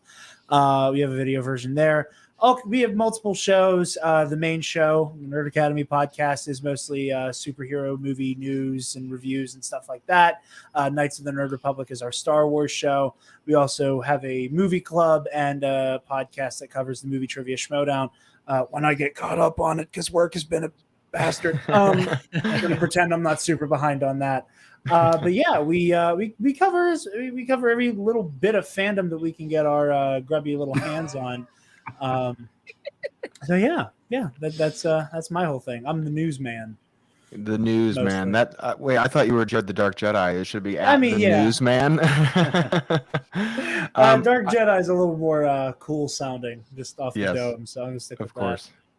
I definitely, I reached out to Alden, so I want to give him the proper credit where credit is due. And I reached out to him, and I was like, man, I've got this idea for a stream that I was wanting to do, and who were some podcasters that you think would be a really good fit for this? Because I knew kind of roughly some of the conversations that I wanted to have. Shipping, I don't know if it was on the top of the list, but I'm so glad that we had it. And he had reached out to you guys and had asked if you wanted to be on the show. So thank you so much to Alden for connecting us with these lovely people. I want to make it sound like it's like really difficult, like producing, but it's more like sitting in your pajama pants and texting your friends, who you know are pretty available. Exactly. Really, the person that deserves the most props for being here is Nani, because she has a real life. Very much so. Like the rest of us. She actually does. Exactly. I did kind of want to go around the horn here and talk about this, why we all are here in this program and this fundraiser of What Choice. So Nani, I can start off with you. When you first heard of this fundraiser happening in this mission, but also, unfortunately, exactly what this ruling was in the Supreme Court. Kind of what was your reaction to hearing this horrible news, but then to see Star Wars fans come together in such a unified front? Kind of walk me through what some of your feelings were on that. This was a shocking and devastating thing to me, even though we saw it coming. I'm actually in law school right now, and I was just doing constitutional law this past semester. So even when we came to the topic of Roe versus Wade, our professor sadly told us there's a very big possibility that this whole conversation is going to become academic come the summer when this ruling comes. And not a week after we had that discussion was the leak of the opinion. Damn. And everybody started freaking out. The professor had to take like a separate session for everybody to like vent their opinions. Even they and the professors were freaking out, like, this is an atrocity of constitutional law, what they're doing here. And it was really insane because we knew it was coming, but maybe because it leaked, they'll change something. And the professors also like, don't count on it. I'm pretty sure this is going to be the majority ruling. So just prepare for it. And then when it came out on Friday, I was depressed all day. I was just really, really, really upset.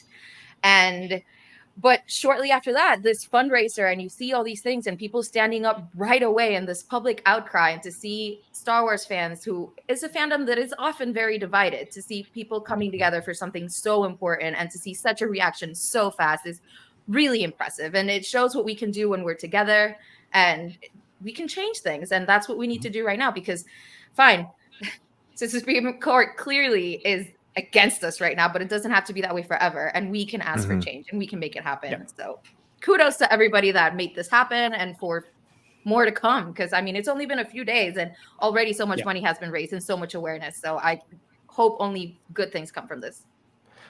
Goose, what about you? You walk me through hearing this ruling and the kind of the tragedy of everything that is happening here. Not only seeing Star Wars fans come together in such a unified way, but having it be specifically through the lens of Star Wars. Has Star Wars always been something for you that helps you deal with kind of the difficult realities and swallow those tough pills for you? I mean, that's an interesting question, because not to keep plugging back the panel at Celebration, but no, go for it. Plug it all. Plug it all. It's something that's interesting, because Alden asked that question while we were in the panel. It's just like, oh, when did you start realizing, that there was a lack of representation in Star Wars, or that you didn't see yourself in Star Wars? And to be honest, for me, it was very late in the game, because, watching Star Wars growing up in Puerto Rico, that was kind of like our norm, right? To watch like all these like American films, and that's it's just white presenting American films with white male cis heroes. So for me, like, that was normal, right? So I'm just like, well, I don't feel the need to see myself, because I didn't know I had to see myself. And it wasn't really until coming to Chicago and like doing grad school here in Illinois, and like being immersed in like all these different groups of people and cultures and like sexual identities, that I'm just like, oh, there is, well, a need for like not just acceptance but representation. So like at that point, it's just when I started seeing Star Wars a little more critically and be like, oh, that is not me, and I am lacking representation in that department. So that was kind of one of the founding principles, to an extent, of Triad of the Force, was, can we not just talk about things that we're passionate about, in terms of like, yeah, Star Wars is fun and we like to talk about it and dissect it, but also can we like inject our point of view into Star Wars and our Hispanic, Latina, Puerto Rican perspective into it? Because looking at the Star Wars podcasting community and the fan community as a whole, there isn't a loud voice for that, and we feel like we needed to be vessels for it. So Star Wars is kind of like a twofold thing, in terms of like how I see not just my relationship with media or politics, but you can look at it both ways, as a comforting tool to kind of have your escapism and just turn off your brain and disappear into that world, but also a way to like realize that that thing that we're watching has meaning and informs how we look at that world. So definitely Star Wars has been, especially now with like all the media that we've had now, not just with the High Republic or The Last Jedi and Mando and Obi-Wan, because a lot of these things, like people say it's subtext, it's not subtext, it's text. It's right there. George Lucas always intended it to be there. Just look it up. It's not fake news. So when Friday came about, it was just like a horrible day, as you can imagine. And like none of my friends at work were able to really work that day. And then we got the notifications of everyone, okay, there's going to be this massive rally down in Federal Plaza here in Chicago. Let's do a march and go downtown and start fighting for like our rights.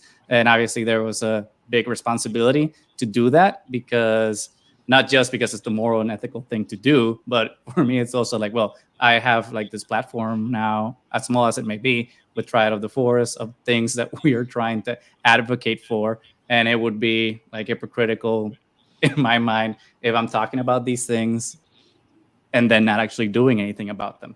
So it was a duty, right, to like go and march and like protest whatever's happening now, and an imperative to like join what choice and the Amidala Initiative and like all these wonderful things that all of the podcasting community is doing, so that we can do our part, because every little grain of sand counts, and like we're trying to do our part. And I think that's kind of how I feel with Triad of the Force, in terms of like a community outreach organization or podcast or whatever you want to call it, but also in terms of like how Star Wars informs how I look at politics as well, because politics isn't everything, despite what people want to say. Even Frozen has politics. Lion King has politics.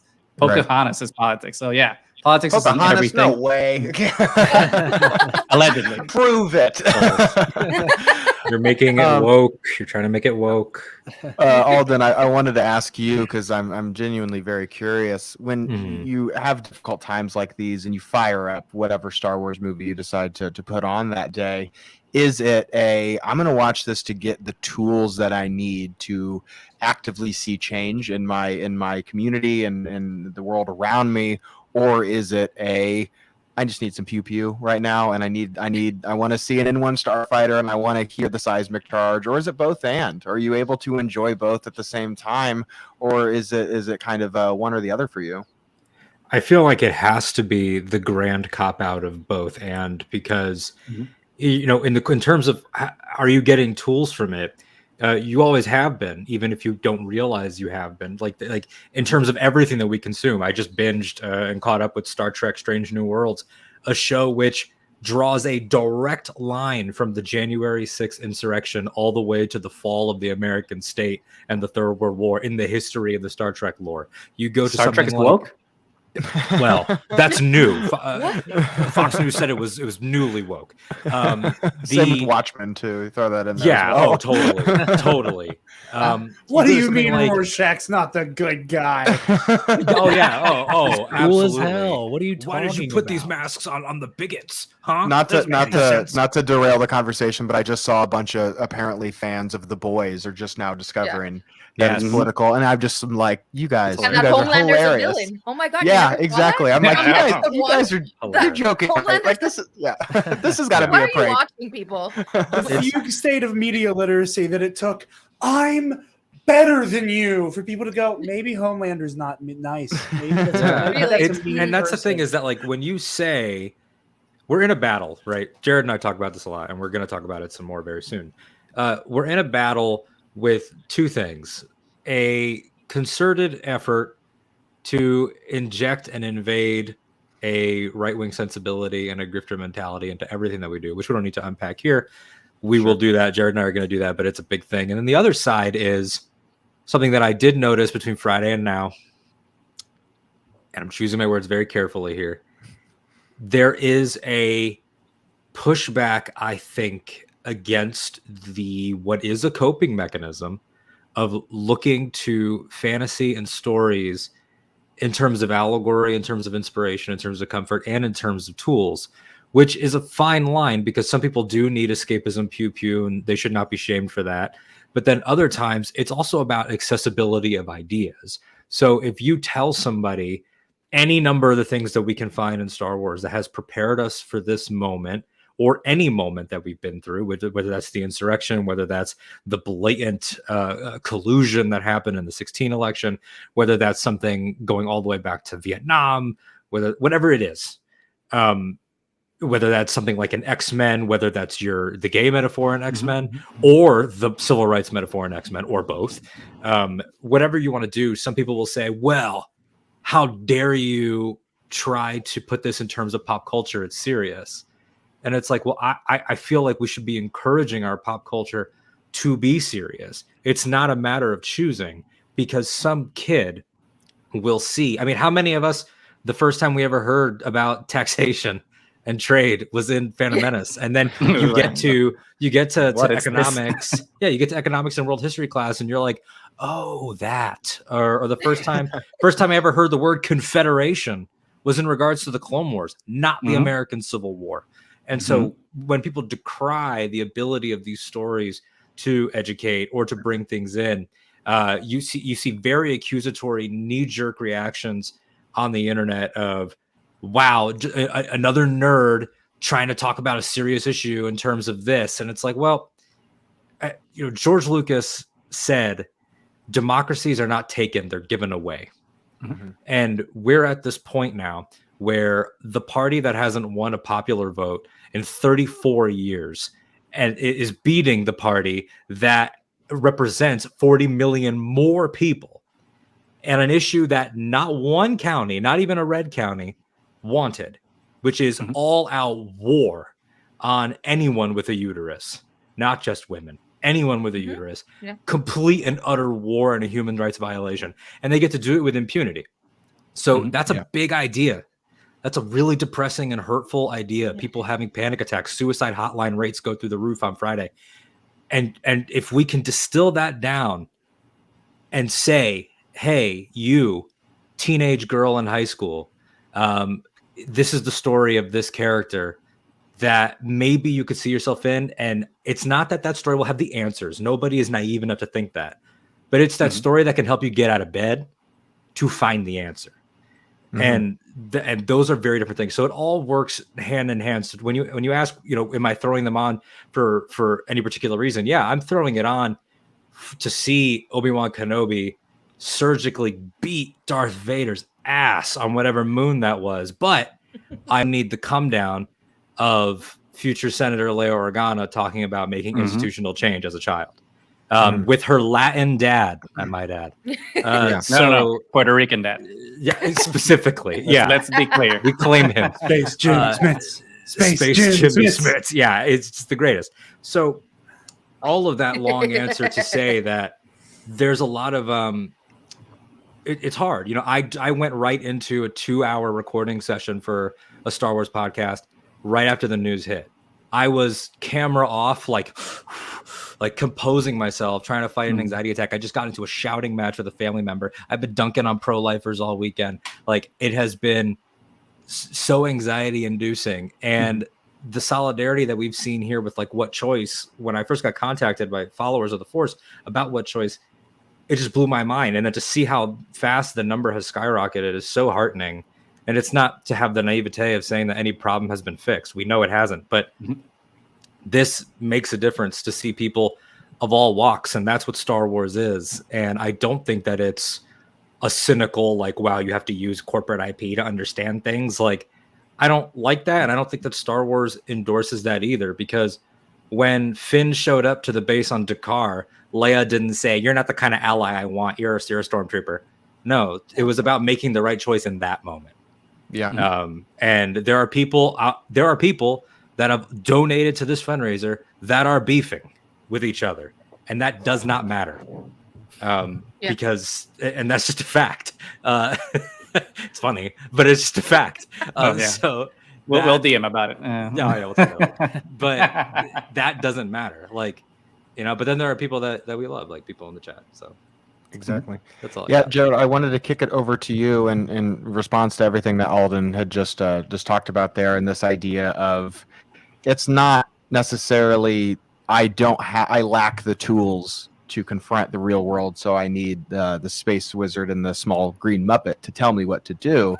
But it is this idea of I'm struggling to get out of bed right now, and seeing my favorite character pick up the lightsaber, that moment from Return of the Jedi that I love, or hearing that piece of John Williams music, it can propel me to go to that protest, or go to that rally, or go to work, or shower, or something like that. Yeah. To me, I find really powerful. Kind of what is your response to that? Or do you have any examples that you want to provide, or moments like that to you that during these kind of times are just really comforting to you, or just inspiring to you? I first of all want to go back to, I want to flash us back. Again, not that the day Trump had officially lost the election.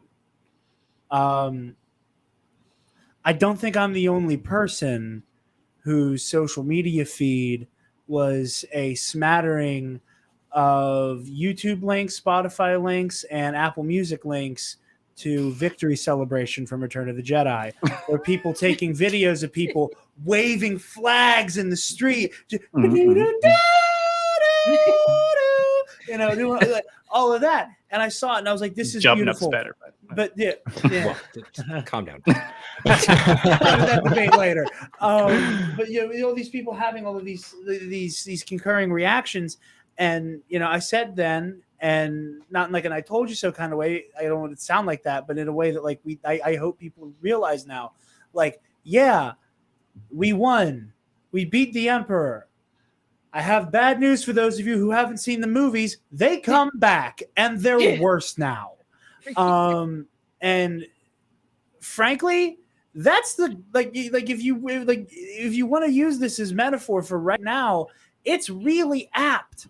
You know, that Star Wars has always been this story of an overwhelmingly powerful fascist institution that thrives on isolating, that thrives on creating others, being brought to its knees by a group of people who could not be more different if they were trying to be. Mm-hmm. And I think that's meaningful. And yeah, like this is a divided fandom, and it's and not unlike real world politics. You know, the Star Wars fandom has this fun thing where it's kind of like chopped up. It's sliced down the middle, and then you take another side of it, and then you slice that down the middle. Where the right side, right directionally, not the correct side, is made up of people who may all have different like micro opinions, but all agree on the same like base concept and all coagulate together in like this, even though they are a vocal minority, are insurmountably vocal. And then you have the other side that can't help but divide itself, but when the rubber really meets the damn road, what are we up to? Almost 50K when I last checked. I'm checking right now. It's 42,700. 42. I thought it was 45 whenever I looked. So yeah, like that's still, it is a remarkable number, and it's only been a matter of days. Star Wars is at its core about what happens when evil is allowed to fester, and it is about okay, maybe we didn't catch it in time. Maybe we should get better at that. And each trilogy has its own story of, well, shit, maybe we need to get better at this, but still resolving with, you know, the ragtag group of whoever brought the bastards to their knees. And I think that there's something really valuable there. And I think that there is so much to Star Wars, to just the very concept and idea of rebellion. And, you know, look at what, you know, Clarence Thomas said on Friday, you know, and I said this whenever I was on, and Brian brought it up, whenever I was on Pink Milk at the beginning of this month, you know, like for queer people, you know, like our very existence is an act of rebellion at this point. It's 2022. It shouldn't be, but it is. So like real protest, real organizing, and real solidarity needs to come. And yeah, you can talk about like, oh, you know, yeah, even with the Rebel Alliance, you had like Mon Mothma and Bail Organa who are like, let's not just blow shit up. And then you had Saw Gerrera who's like, blowing shit up sounds pretty good right now. I'm not going to say who I feel more like at the moment. I don't want to get your YouTube channel taken down. But I will say I think Forrest Whitaker is a very good actor. But that's neither here nor there. There needs to be an amount of trench solidarity. run. Yeah. Yeah. How about that?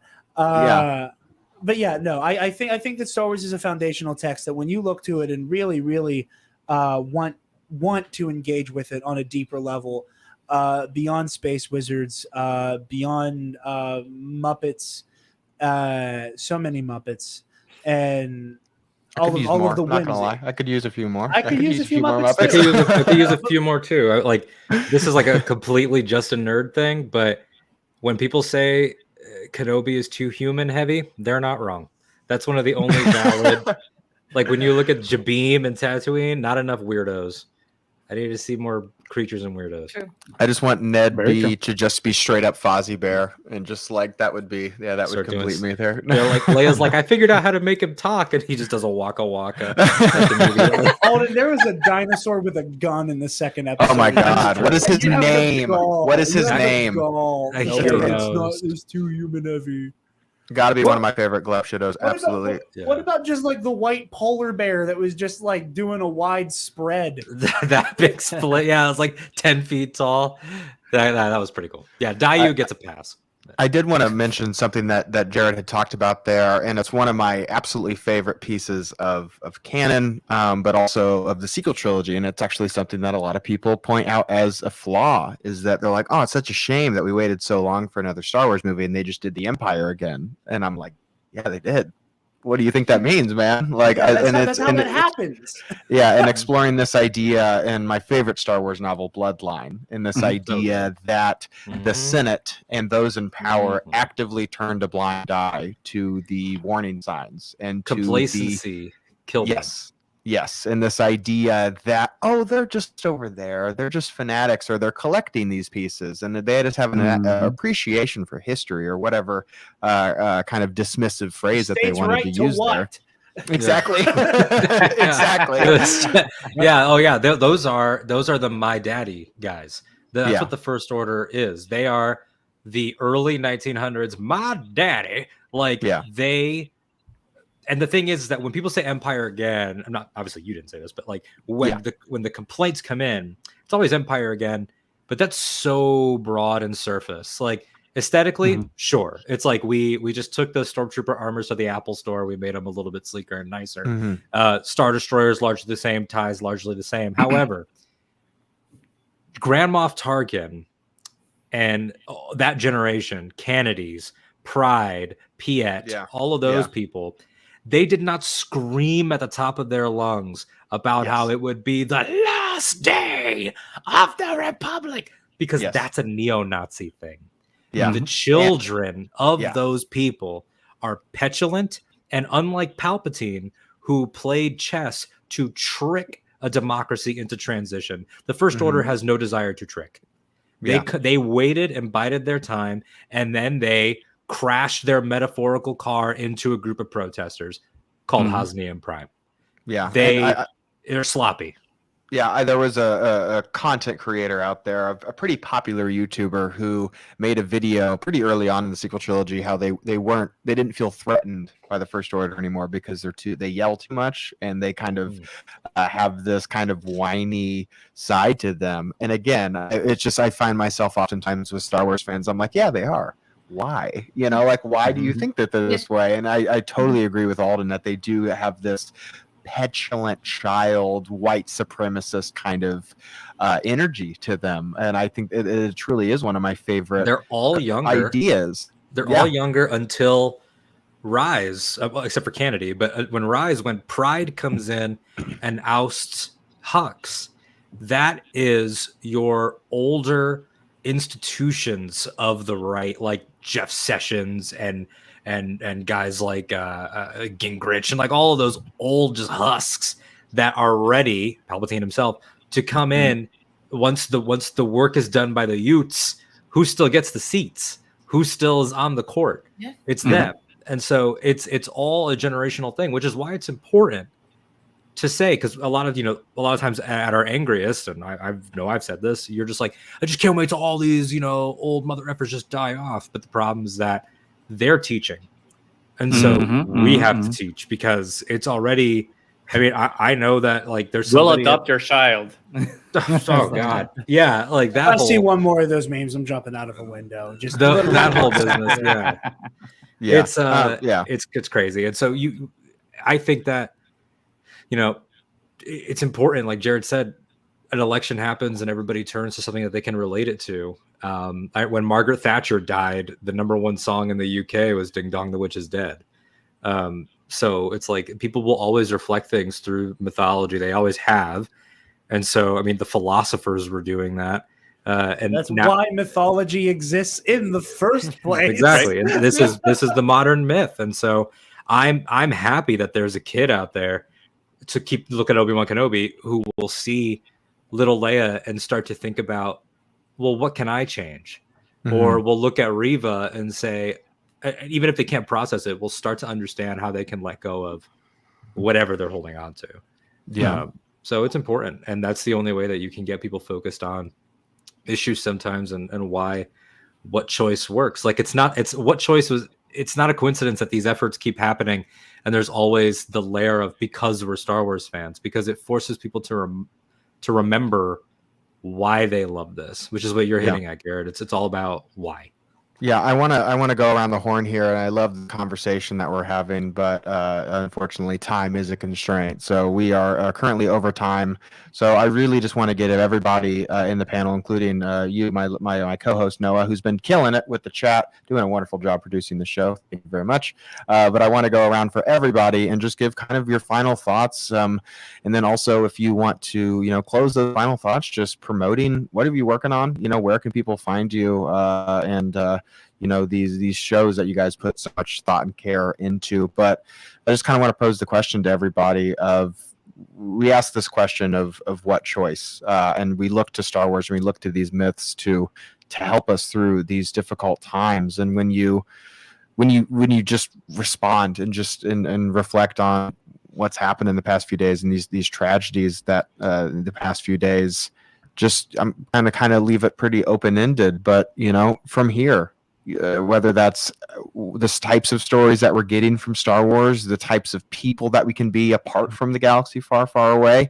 What are some steps that you want to take? What are some steps that other people can or should take? And just kind of what are you hopeful for that this nation is able to come together and, maybe even throw in a couple Star Wars lessons, to help, because it certainly can't hurt as we've established here. So Nani, do you want to go ahead and kick us off there? Well, I think going forward, I mean, as much awareness as possible is going to be very necessary, because that's one of the problems we have right now. There's so much lying in social media and so many people just accepting everything as it is. And we can't be like Star Wars and just let democracy be stolen from us because people that have something to say are not saying anything, and people are not going out to vote, because now it's in the hands of the state legislature. So people have to go out and vote for the representatives and vote for this to not be okay in their own state until we can at one point maybe make it federal again. But I would like to end on the note that I think we should make it actively to stop using the term pro-lifers, because these people are not pro-life. These people are pro-birth, and that is a completely different thing. So facts. What about you, Goose? Do you want to go ahead and follow up Nani's thoughts there? Yeah, I think the most important thing that we can do, not just like as a fandom, but just as people who care, is not just have empathy, because I think sometimes people think that empathy is enough and say like, oh, well, I care and accept you, but turning that empathy into action, because not having it be actionable means you're being complacent. And by not going on the streets or donating or going to vote, you're actually acquiescing to all the horrible things that are happening and just allowing that to happen. So you cannot be an ally, you cannot be a friend, you cannot be compassionate, you cannot be empathetic if you're not doing something that's active to help the person that you're saying that you support and you're an ally for. So we can't just like stay like in our social media bubbles and say like, I support you and I'm going to retweet this. And yes, Star Wars is for everybody. I think those days are dead. I think it's time to like take action out of the screen and go into the streets and start voting, and especially vote in primaries, because we can't complain in the general elections when we have to choose between the less evil of the candidates, because that grassroots movement start at the primaries. So that's the most important place that we can make our voices heard, so that we can actually get candidates that will actually go into primaries that we actually believe in, that will make the changes that we want. And always, to bring it back to Star Wars, always kind of have Star Wars as that vessel where we can enact and see the change that we want in that world. So we have to be vocal about the representation that we want, about the stories that we want, so that Star Wars can start reflecting that, and then us on the streets enact the change that we want to see in the world. Yeah. Goose, do you want to go ahead and promote your show there a little bit, or and what Triad of the Force is all about, where they can find you guys, where they can support you? I would love to. So Triad of the Force, like I mentioned, like at the beginning, we're a Puerto Rican Star Wars podcast. I mean, we do more things in Star Wars, but 90% Star Wars, where we look at all media critically through like our Puerto Rican lens. Regular episodes go out every Wednesday, but once there's new shows, we try to put those out as soon as possible so that we can review them, usually with guests, which Alden has been a very frequent guest on our show. Today we had a very lovely interview with an actress from the Obi-Wan Kenobi show, which will be coming out next week. So please take a look out for that. And for the future, we shall be very, very stressed out about doing multiple episodes for Bad Batch and Andor. So that's going to be happening. But you can find us everywhere where podcasts can be found. Spotify, Google, Amazon, like all the pod chasers, you'll find us. And on the socials, you can find us at Try It Up the Force on Twitter, Instagram, and Facebook, and YouTube as well. All right, Jared, the Dark Jedi, do you want to go ahead and offer your final thoughts for us here? Yeah. The fight is not going to and will never end. There's a lot of people who are understandably very hopeless and are getting very angry with every time they're told to go vote. And yeah, vote, but be mad, and your action cannot end with a vote. I live in like rural ass Pennsylvania. Okay. Like I live not far away from like the Trump house, like the shrine built to him in southwestern PA. So like I'm in red country. I can still donate. I like there is action you can take, even if like active protests aren't a thing that you can really get your hands on. There are still ways to stay involved and stay active. Yeah. The fight does not end, and it only ends, and they only truly win when we give into hopelessness. Hope is a choice, and to speak up and to be hopeful is in of itself an act of rebellion. And that's what these stories are about, and that's why we love them. That's why they speak to us at our core, because we know when we can tell when there are backwards movements taking root. A lot of experts on fascism and authoritarianism will always talk about this a toxic nostalgia for an era that never actually existed. And Alden kind of hinted at it. He and I are working on a project about the right-wing invasion of the Star Wars fandom, and so much of it is based on that, and it's endemic, and it actively hurts our fan community and the world at large, and we need to get better at realizing it, noticing it, and combating it where we can. Keep fighting, stay strong. The rebellion has been reborn. The Nerd Academy podcast. Where can everybody find that at? YouTube, all the podcast places. Come over. Cookie Cop will steal your soul. Alden, what about you, buddy? Yeah, so it's to echo everything that's been said. It's true about finding action that goes beyond, because a vote is important, no doubt, especially with how fundamentally broken our democracy is in the ways that I described earlier, where it is no longer a representative democracy, and therefore can it be a democracy at all? And we've realized in the last two election cycles and then the midterms they're in, how important it all is. However, that's putting the power into the hands of others just by the sheer virtue of what it is. And it doesn't, as we've learned through the past months of this administration, even having the majority doesn't really matter anymore, because the systems are broken. You can have all three branches and nothing gets done. So it has to be in the name and in the hands of the people. To add anything to what's been said, education, in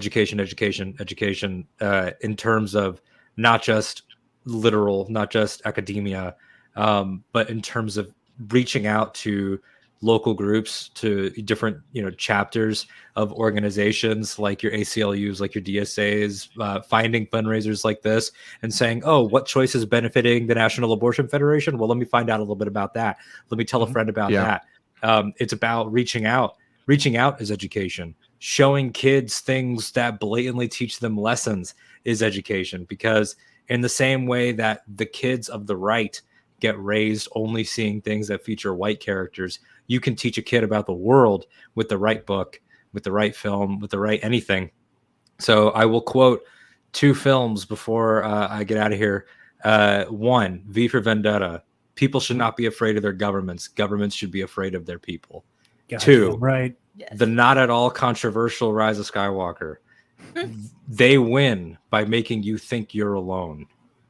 That is the theme statement of the Resistance, where as long as you isolate somebody and make them feel like hope is lost, like Jared said, hope's a choice, then that's where defeat is. So it may seem like nothing. It may seem dumb. It may seem forced, but take some time, open up your phone and look through your contacts, and anyone in that list of contacts that has a uterus that you feel comfortable talking to, it doesn't have to be your old coworkers or anything, hit them up and say, hey, I just want you to know times are tough and I'm here. I'm listening. You can vent. Do you want to grab a coffee? Anything like that right now, basic humanity is so appreciated. So, and the Octo Radio, where can people find you there? Yeah, you can find Octo Radio everywhere you get your podcast, AHCHTO Radio. That's all 3 shows on one feed. You don't have to subscribe to anything else. They come out rotationally. There is no set day of the week because I just can't. I can't with that because then it gives me anxiety or whatever. So it comes out when it comes out, but they are weekly. And then sometimes we double up. Find me personally at that Alden Diaz, THATALDENDIAZ. Noah, final thoughts on your end, and then I will go ahead and wrap us up entirely and close out the show. Yeah, I think, I mean, with me being sort of on the production side of all of this and being able to listen to some really good conversation, I obviously don't want to tread on any ground that's been trodden on.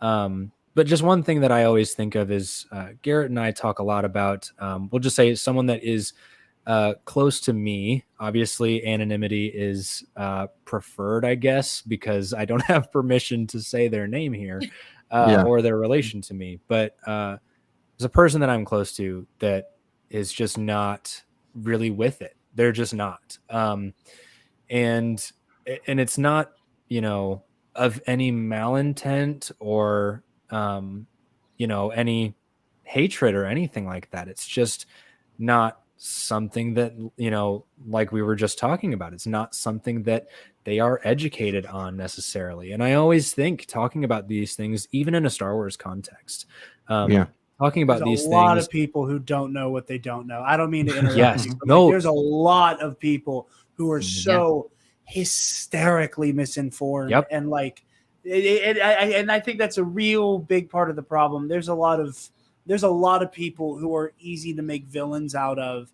because they are actively acting with malice in their hearts. Right. And then there are people who are, for lack of a better term, and I mean no disrespect to whomever you're speaking of.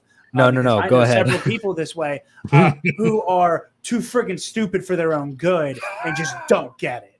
Right. Yeah. Yeah. Mm-hmm. So, and kind of in looking at it through this context, I'm always thinking, how do I share this, right? Is this analogy worth exploring with this person? Because I know that they will hear this. Will it track for them? And one of the things I always think of is, well, the quote unquote side that they're on, there's not a strong enough analogy for that in anything that they would compare this to. There's not a strong enough analogy for their side of it in this media, in Star Wars. You don't go onto social media and see somebody saying, guys, just stay strong.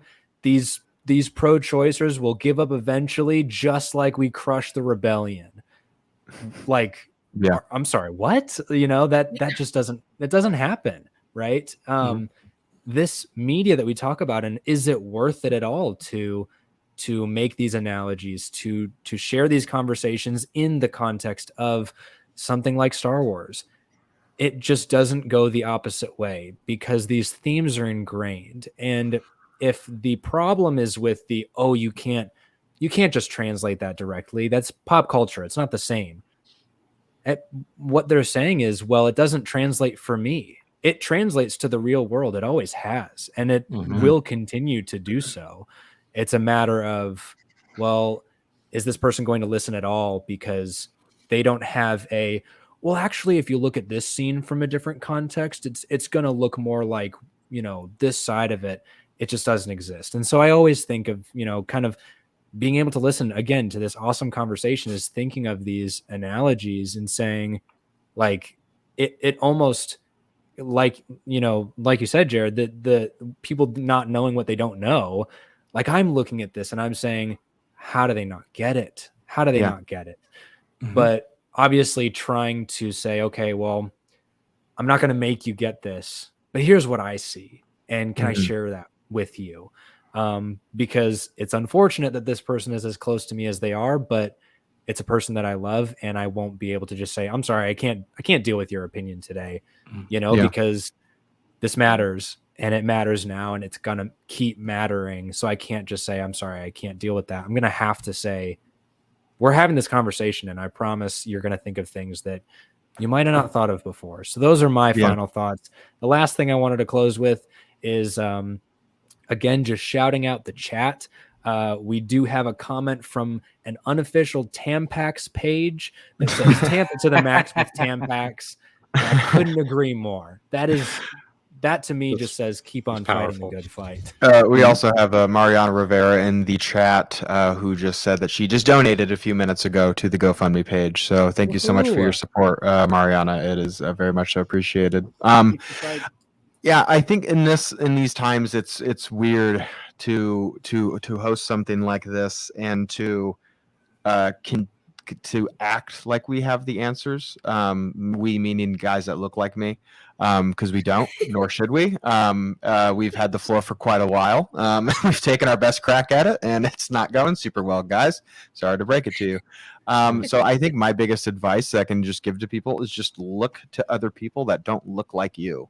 And talk to other people that don't look like you and that don't live where you live, and you might get this new perspective on life. There's a lot of people that I know in my family and friends, not my friends, like family friends kind of thing, people that are like tangentially related to me. This idea that going to university or going to school brainwashes you, and it's just this idea of enlightenment somehow makes you more liberal. That's weird, or this idea of learning of other people's experiences and struggles and their perception of the world changes your view of the world. That's not something to fight against. That's something to strive for, and to have your worldview changed. To those who are advocates of what's happening on the other side, who are supportive of the overturning of this Roe v. Wade bill, or who watch Star Wars and are actively against it being political, my advice to you is to, when you watch these movies, ask yourselves more questions than just, oh, what's that character's name, or what's that planet's name, or what's that ship called? It's just this idea of the lore is the most important thing. I say this not to be like a smartass. One of my favorite pieces of depth from the prequel trilogy is from a man named Dexter Jetster. I wish I was being sarcastic, but I'm sincerely not. It's one of my favorite lines. It's one of my favorite lines of Attack of the Clones is Dexter emphasizes the importance of differentiating between knowledge and wisdom. And that's something that I really actively think could be very helpful to not just Star Wars fans, but just people in general. And that, yes, you have this knowledge, but does it translate to wisdom? Are you able to use the tools that you've acquired and the knowledge that you've acquired to actively make the world a better place? And to go back to acquiring that knowledge, education, as Alden said, incredibly important. This idea that hiding information from kids and the critical race theory is helpful for kids, and teaching them about gay people and queer people is damaging to them, to where in their everyday lives they're going to be encountering these people. And even if they don't encounter those people on a daily occurrence, it's still helpful to acknowledge and still helpful to be educated on. And this deeply weird idea that our country has that of this taboo topic of a boy wants to kiss a boy, that somehow this he who should not be named kind of conversation is continually baffling to me. And this idea that we're continuing to go back as opposed to going forward, I just don't understand how that is fulfilling as a person. I don't understand this idea of getting fulfillment of taking the rights away from others, or taking someone's very identity away from them. How can that be fulfilling to you as a person? And so to just kind of bring it back to the Star Wars of all, Shmi has a great quote that she says, "You can't stop change more than you can stop the suns from setting." And I think that that's very true among this time. And for those people that want to continue to pursue taking people's liberty away and taking people's sense of identity away, it's very transparent that it's just to maintain the sense of power.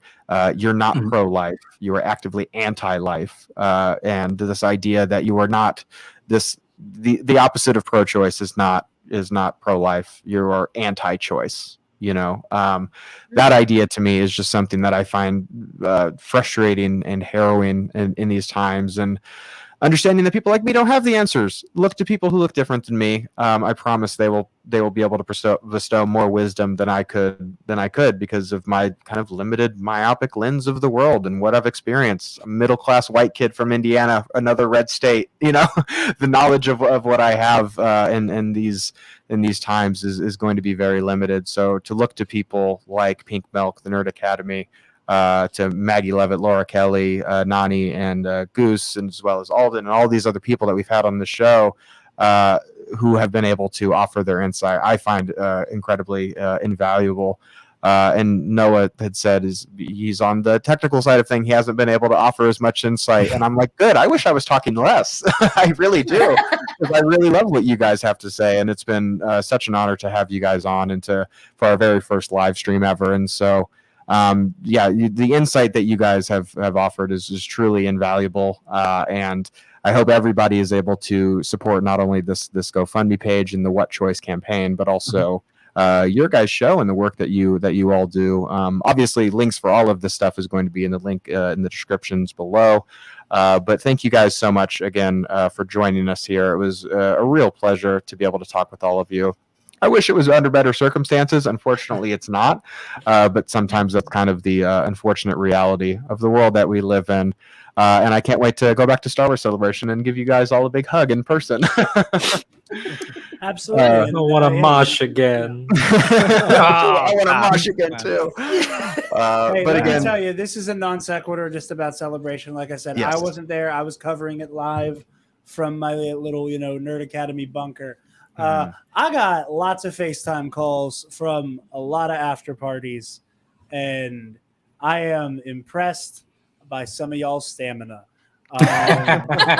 Y'all were some damn machines out in those streets. I saw Alden cutting a rug to some Fallout Boy late in the wee hours of the morning. True.